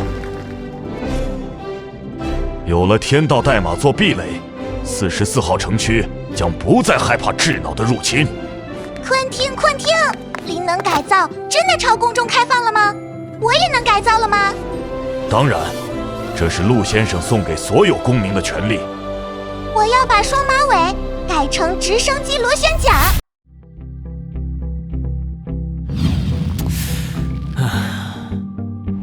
智脑造的灵魂散了，释放了原本普朗的灵魂，金丹期的神魂。果然还是炼化不了，甚至不能收起来。陆先生，您在吗？哎，陆先生，我来为您送徽章了。陆先生，灵魂改造技术、编译大全、灵能改造和超大储量灵能电池都在里面了。这是城市议会最高议员的徽章，仅次于最高议会长。最高议会长选出来了。您不愿意领导我们，我们之中又没有比普朗董事更强的人。普朗是在反抗智脑时被控制的，所以普朗还在昏迷，对吧？把灵魂带回去，他自然会苏醒。我多谢陆先生。陆先生，您要去哪？去我该去的地方。提前征收300年灵能税还是来了，至少将44号城市从智脑统治下解救出来。之后的事儿就交给他们自己处理吧。看看天道代码在其他世界到底是什么东西。看来是我抢走灵魂大陆带来的影响。版本更新进度已满，请从以下版本中选择更新。什么版本？不会是看我闹的动静太大，故意玩我呢？哎，绝对是故意的，逼着我选都市。更新都市版本，更新出 bug 了。不，版本确实更新了，东西已经变了。哎，又是0元购，滚！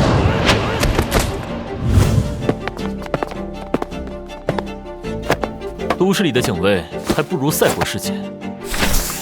天道代码的本质居然只是这个。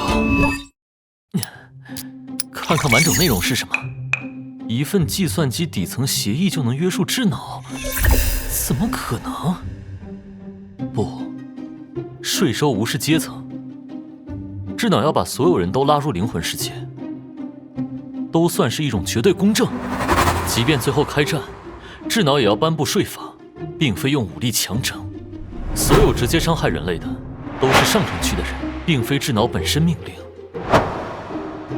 这么简单的底层协议，居然真的限制了智脑，所以智脑开始利用灵魂造物，创造出全新的灵魂，试图摆脱限制。了解了代码本质，赛博世界便能再闯上一闯。赛博世界的高端科技，对应到都市里就是这些，灵能电池也不见了，血亏呀！倘若反着来，把都市的普通东西转化到更高的版本，是不是会低阶变高阶？下次更新试试。沙克深陷税务案件，成为9农药剂代理人，在税务法案中带领群众对抗议会，而后成为议会议员。版本变化的对应变动还真是抽象呢，不知道我的议会身份还在不在？陆先生，您找我？哼，果然保留了。帮我办件事。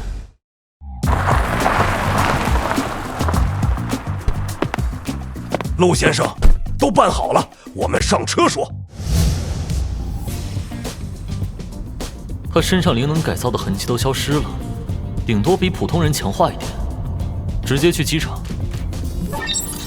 陆先生，您要的身份证明和飞往东方联邦的机票都准备好了。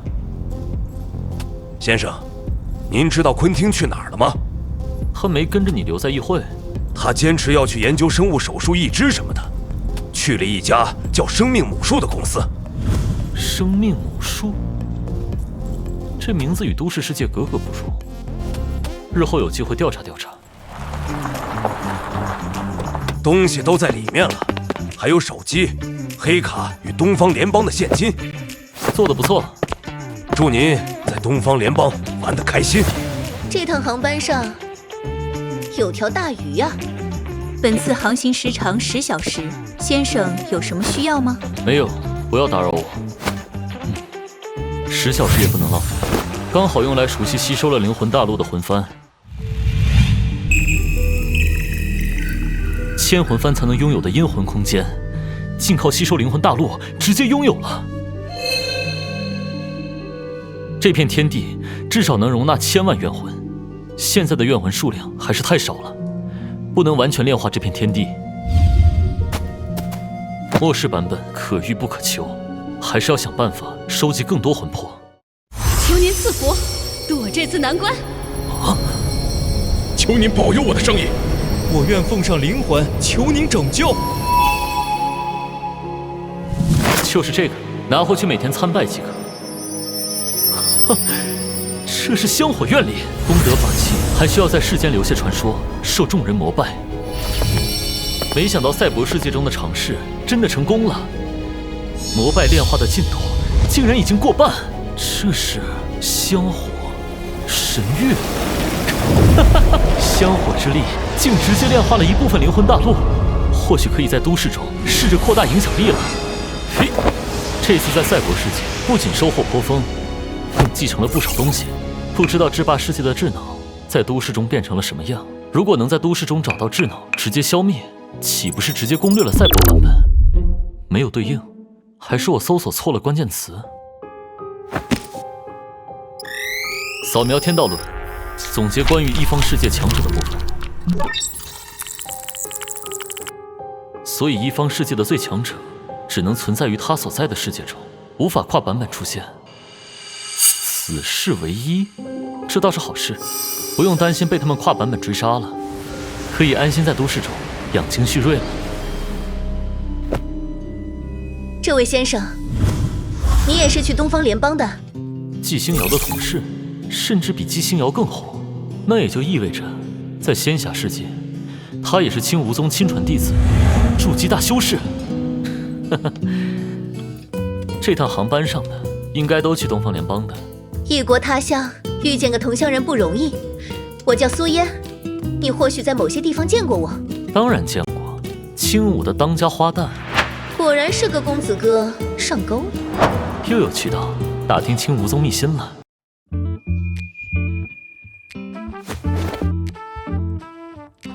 人已经走了。陆先生安排我们为您准备了衣服，还有一张集团金卡，每月50万额度。随便出手就是50万，这个陆先生到底是什么身份？他昨晚为何问了很多关于青舞和季星瑶的事？没想到坐个飞机都能碰到跟纪信瑶有过节的青梧宗亲传弟子，哼，筑基期的仙子就是不一样。不过一次就行了，还是不便牵扯太多。联邦考古协会招募了，请您为考古传承献一份爱心。仙侠版本10大玄门中，貌似也有个靠挖地的宗门，叫什么太一宗？太一宗没有山门，功法传承，教授的也不是法术，只教旺气开门，弟子门人挖到什么便学什么。而宗门长老将死之时，也会找到地方把自己埋起来，等待后人将其挖出。靠着挖祖宗的手艺，太一宗传承1000年不断，成了各宗门礼让3分的存在。没想到都市版本里成了考古协会，倒也贴切。先生想了解一下吗？现在正在招收新成员，现在只需缴纳会费就能参加各种考古体验活动。这么说，我可以在都市买下个职位，到了仙侠版本直接成为宗门弟子。这种干杂活的职位还是算了，但我能提供一笔资金给协会，可以见见你们的主管吗？这个我没有权利。300万投资，我这就为您安排。各大宗门如青梧宗管理严格，太一宗这种野蛮生长的宗门反而更适合我。不论什么功名法器，都可以是挖出来的，名正言顺。您就是要投资协会的陆先生，我是楚卓群，协会的部长。在下陆岩。能得到陆先生的投资，实在是太荣幸了。敢问陆先生，为何想投资考古协会？我自小对考古兴趣浓厚，如今能尽自己的一份力，也算是圆梦了。顺利的话，还会追加投资。这是一份协会荣誉席位。楚卓群，说好了这个名额留给我们主脉，你竟敢拿去售卖！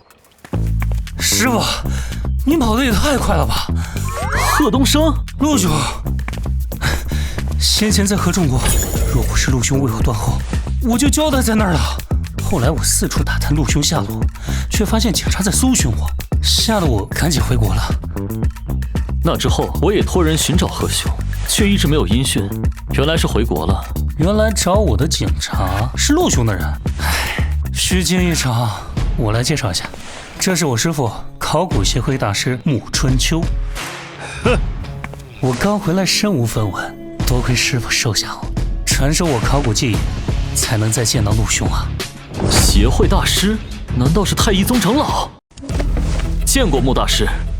我听东升说起过你，你帮过他很多，不必多礼。既然大家都是熟人，那陆先生加入考古协会的事，东升与陆岩有缘是我们的事。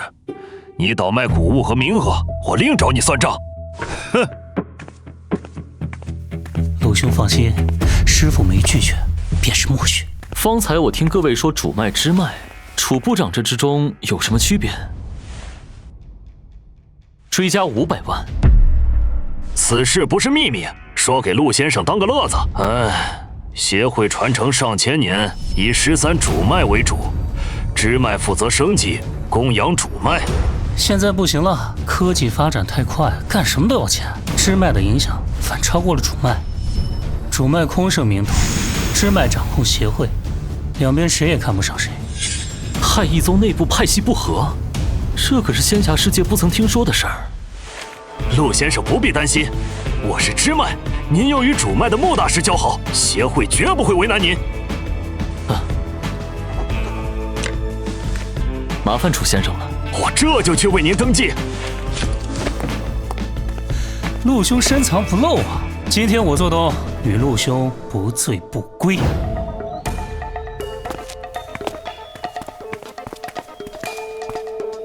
陆先生，请留步。穆大师在等我。东升福缘深厚，却命中多劫，能安稳活到今日，拜入我门下，多亏了你屡次相助。作为报答，你可以在我私人宝库中选一件宝物做报酬。太一宗长老至少是金丹级别，金丹修士的宝库里都是神器，这种好事儿一定要等到修仙版本再兑换。我与贺兄有缘，他在合众国也帮了我不少，怎敢再要大师人情？倒是谦逊。陆兄，别看我师父穿的朴素，他的丝裤都是祖上传下来的，论身家，你未必比得上他。少吹嘘。你猜猜，我师父今年多少岁？50、60岁？非也，师父他已然103岁。都市版本中的100岁，且容貌不老，在仙侠世界至少是元婴真君。太一宗主脉元婴真君的丝裤，定有非凡至宝。这么好的机会，不能在都市版本里浪费了。多谢莫大师，只是晚辈还有个不情之请。但说无妨。晚辈刚加入协会，还不了解珍藏宝物，想过段时间再前去选宝。小事一桩，你何时想来挑选了？让东升带你来就是。愿为陆兄鞍前马后。行了，好好招待你的恩人吧。陆兄，你不知道，师父带我考古进大墓，机关献请前，我毫发无伤。贺兄向来福泽深厚。我师父的东西就是我的，我的东西就是陆兄的。陆兄想要什么，尽管开口。贺兄这般大方，你师父知道吗？不过我却有一事想问问贺兄。陆兄直说。贺兄曾提起过赵火旺，不知贺兄还有什么对此人的发现？赵火旺，他是谁啊？都市版本的贺东升不知道赵火旺。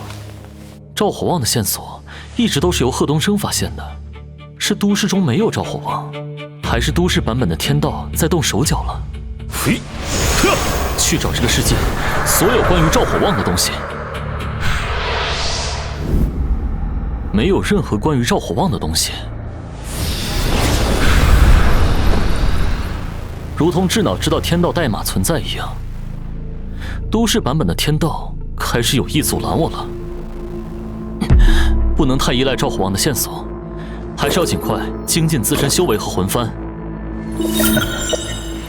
这次在都市的停留时间依旧是6个月左右，先找一处更合适的修炼地。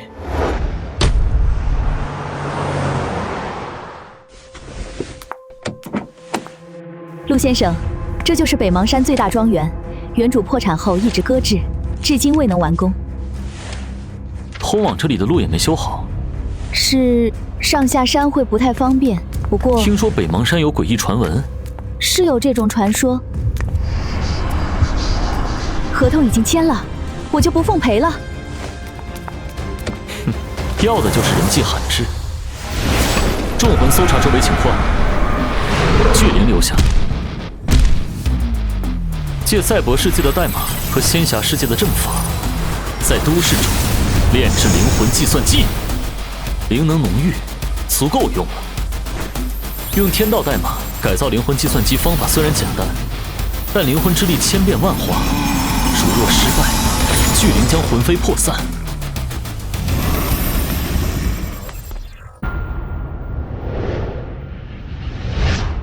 问题出在哪儿？天道代码的本质不过是计算机底层协议，为何会被巨灵灵魂拒绝？这么无止境消耗，灵魂补给都要用完了。唉，有了！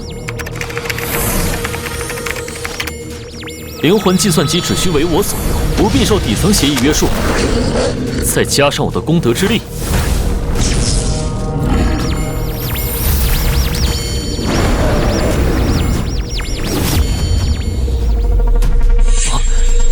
难道成了？竟是神奇之力，是智脑最终想要的进化结果。巨灵神，参见无主。巨灵神，若是有足够的灵魂之力补充，是能一步登神阶。不过作为灵魂计算机，智慧足以和智脑媲美。智脑的特性可以演化一切，你的特性呢？智脑掌控1000亿灵魂算力，小神难以与他相提并论，但小神可助无主天道筑基。你知道自己在说什么吗？区灵魂计算机，妄谈天道筑基。无主早已练起巅峰，急需筑基。小神却是对筑基不了解，但小神知道天道。何为天道？天道乃是世界秩序万物规则的集合。若生灵强大到可以干涉规则，便能以己身取代天道。你的观点与天道论相似，但更大胆。我不曾拜读天道论，但知晓智脑最终演化的目的：灵魂飞升，取代赛博天道。那如何以天道筑基？天道筑基无非2个方向：顺应天时，违逆大势。以仙魔为例，天道要助魔修大事，筑基者投身魔道，功绩得到天道认可，便能天道筑基。现有的天道筑基者大多是顺天而行，违逆大势却没有记载。那是因为还没有人逆天筑基成功过。天道助魔修，我斩除妖魔，便是逆天，能否以此筑基？不够，逆天筑基应当以身斩天道，定制新的世界规则，创造新的天道。可天道不会坐以待毙。无主，恐惧了吗？万物生灵会本能地惧怕这个世界的天道，可我却不怕。我将经历过的世界信息传输于你，巨灵神，为我推演在此世筑基的法则。都市天道大势在于和平发展科技，顺天而行，只需推动科技发展，但受都市凡人的速度限制。无主刚从赛博世界归来，只需扔一块灵能电池出去，挑起世界大战，便能更快地逆天而行，在都市世界创造赛博天道。你是智脑派来的间谍吧？让赛博智脑在都市世界绘图转生？在都市挑起世界大战容易，可版本更新后，我会在其他超凡世界被高阶大佬追杀。看来巨灵神并没有透析版本更新的本质。我的唯一准则是忠诚于无主。无主心怀天下，不愿让都市生灵涂炭。好了，别说了，天道筑基我自有思量，有其他任务交给你。以我一人之力改造大量怨魂要耗费大量时间，可有简便之法？启禀无主，此事好办。魂幡中现有3种魂魄：普通怨魂、天道代码改造后的阴兵元魂，和如我一般的主魂。无主可将主魂改造成与我一样的灵魂计算机，再让主魂将普通怨魂改造成阴兵，供他们驱使。灵魂计算机改造复杂，我目前只能再改造1位。依你所见，谁更合适？血虚曾在灵魂大陆上率领元魂们行，他更合适。好，你来助我。无主，直接用天道代码做茧，包裹血虚，虽痛苦翻倍，却更快捷。你不怕血虚承受不住，当场魂飞魄散？破茧重生本就是痛苦的。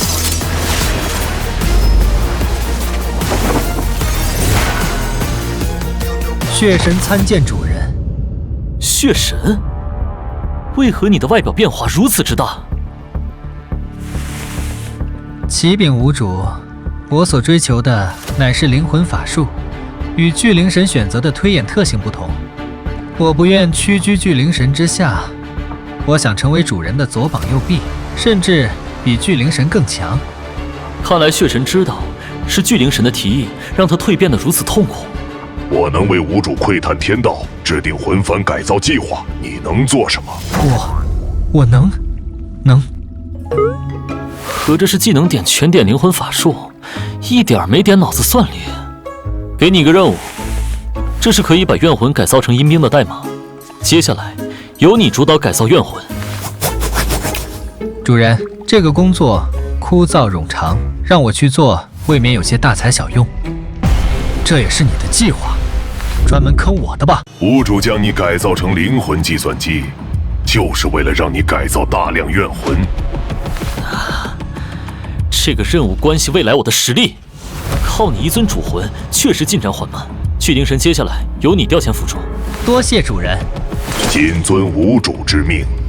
走吧，打下手的。你是我的第1尊主魂，是最忠诚，却也是最弱小的。若不甘屈居其他主魂之下，可随我来。是福是祸，犹未可知。主人带着力士做什么去了？力士灵智未开，出苦力罢了。主人，再布一场你我都是棋子的局。北邙山有帝王大墓，更有上古战场遗迹。若在仙侠世界，此处乃是上佳灵脉地势。去！哼，此条灵脉规模将远远超过制药工厂中灵脉的规模。在此地灵脉形成前，严加看管，不许凡人进入。大家再加把劲，快到山顶了。雪崩！北邙山这个季节连积雪都没有，哪来的？不是雪，是雾气。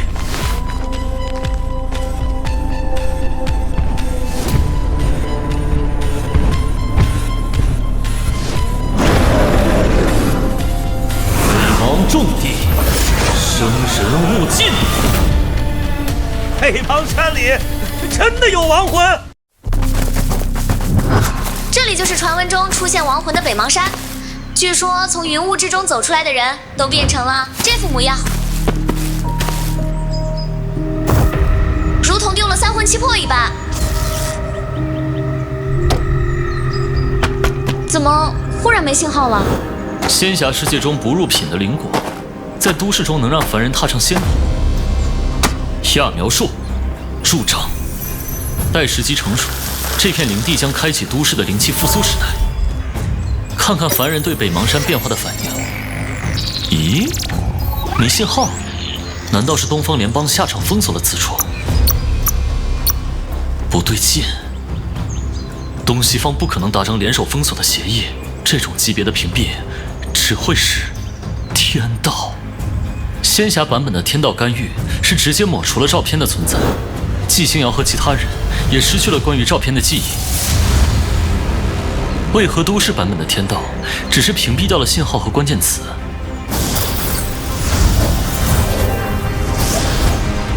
难道天道同样受世界版本的限制？只是仙侠世界仙法多样，能抽魂夺魄，而都市世界只有科技能用。如此甚好，都市天道不过如此。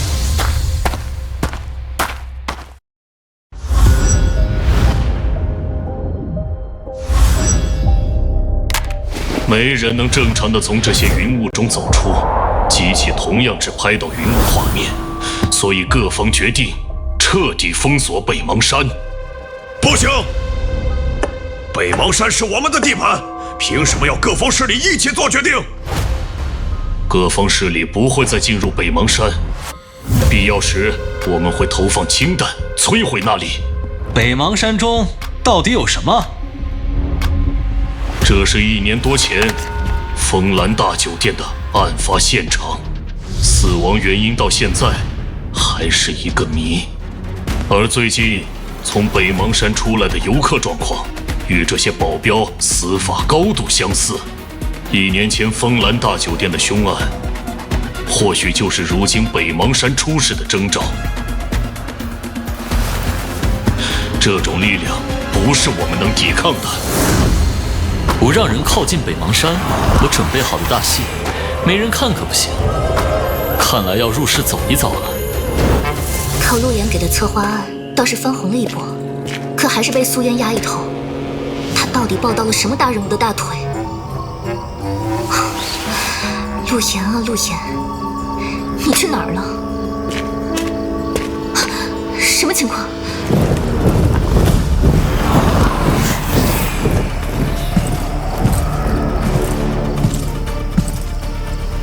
快躲躲！这是从北邙山方向来的亡魂夜行。战！那些是古战场亡魂。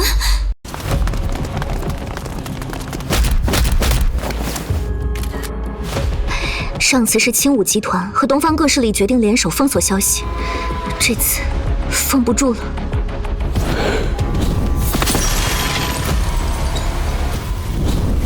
奉地府之令，拘捕擅自离开北邙战场的亡魂，违抗者魂飞魄散，违抗者斩。地府众将鸣金收兵，那就是传说中的阴曹地府。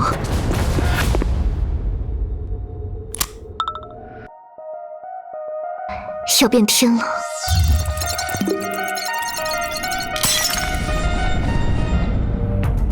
谷主，凡人已接受亡魂现世，灵气复苏，大事在即。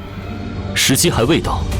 您命改造后的怨魂伪装成阴兵亡魂，在凡人面前演了一场戏，不就是让他们接受灵气存在吗？他们如今是接受，还是恐惧？变成过去亲人的模样，去和凡人相见吧。谷主，您要的是他们接纳？血神的怨魂改造怎么样了？已经过半。改造后的怨魂有炼气中期境界，会轨道法术，在都市世界中已经够用了。准备一下，是时候让他们见识一下什么是真正的灵气时代。查出来什么有用的东西没有？经检查，这确实只是一把普通的古董剑，甚至是醋酸做旧过的。你的意思是，北邙山和亡魂夜行只是一场特效秀？哼，鱼儿上钩了。当然不是，网上流传了那么多视频，已经不能当做特效事件处理。说点有用的。有发现的，还是重大发现。一个被吃剩的桃核，这是在夜行现场捡到的，从北邙山中带出来的桃核。桃核中有促使植物3天成熟、打破基因的物质。没错。实验室将这种物质称之为灵气。上古时期充满灵气，人类可以修仙逍遥长生。灵气消散后，我们将那些过往视作神话传说。如今灵气回归，将重启修仙时代。立刻封锁消息，转移桃核。我亲自去主持北邙山探索。李议长，你要去哪儿？徐议员带这么多人来，想做什么？今天没有会要开吧？你要封锁什么？李浩，真把这里当成你的一言堂了？少耍小手段！灵气复苏，你想独占先机？北邙山云雾进去后，如丢了魂一般，谁敢进去？人不能进而已。徐家新产的机器人借你用，世家之间要同心协力才对。李议长，还封锁消息吗？封锁个屁！全部公开，今晚就开始探索北邙山。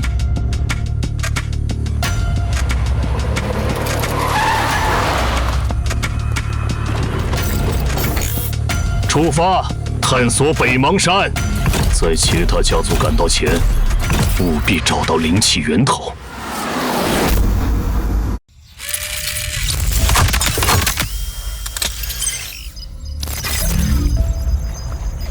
什么情况？信号被断开了？不是机器人直接损毁了。这雾里的存在只允许1台机器进去。快看，有东西了！灵果，绝对是灵果。科技发展到这个程度了吗？换张脸去会会他，就用血神的模样吧。天亮之前修不好，我就把你们扔进雾里！何人敢擅闯北邙禁地？是仙人，我等斗胆冒犯，还请大人恕罪。知道活人勿近，就用这些小玩意儿探索。现在的人比1000年前胆子大了不少。外界1000年不曾有仙人现世，我等因一时贪念犯下过错，在下愿向大人赔礼道歉。大人有任何需求尽管提。李议长，您没必要这样。在下愿赴汤蹈火，在所不辞。区区凡人，大言不惭，带着你的拉九魂，不能放过能攀上仙人的大好机会。在下联邦议会长李浩，愿鞍前马后，为大人分忧。仙侠版本中，建立巫山坊市的修仙世家李家，有个筑基巅峰的家主，不就叫李浩吗？分忧，灵气复苏，吴主掌诸界大事，欲争无上道路，你能替我分忧？